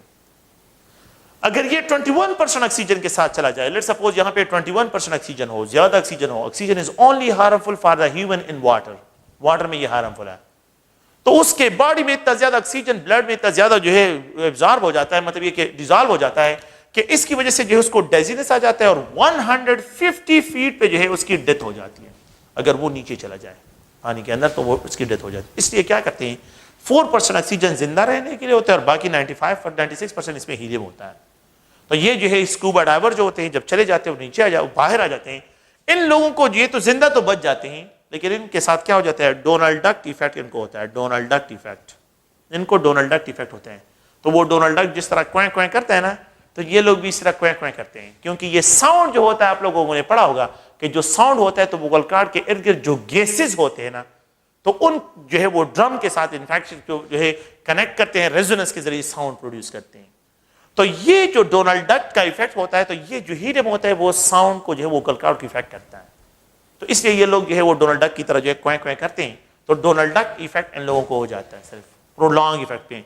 और जब ये इनिशियली जैसे ही बाहर पानी से आ जाते हैं तो ये सीटियां भी बजाते हैं, फिर कहीं तो ये जो है मोस्टली सीटियां बजाते रहते हैं, क्योंकि हीलियम की वजह से उनका जो साउंड वोकल कॉर्ड होता है वो इफेक्ट होता है। तो ये पार्शियल प्रेशर के डाल्टन और पार्शियल प्रेशर की क्या एप्लीकेशन है, तो इनको आप लोग थोड़ा सा सुने और इसको समझने की कोशिश करें। जो भी क्वेश्चन हो वो भी आप लोग इस पर इंशाल्लाह सॉल्व करेंगे। ओके, थैंक यू, बहुत शुक्रिया।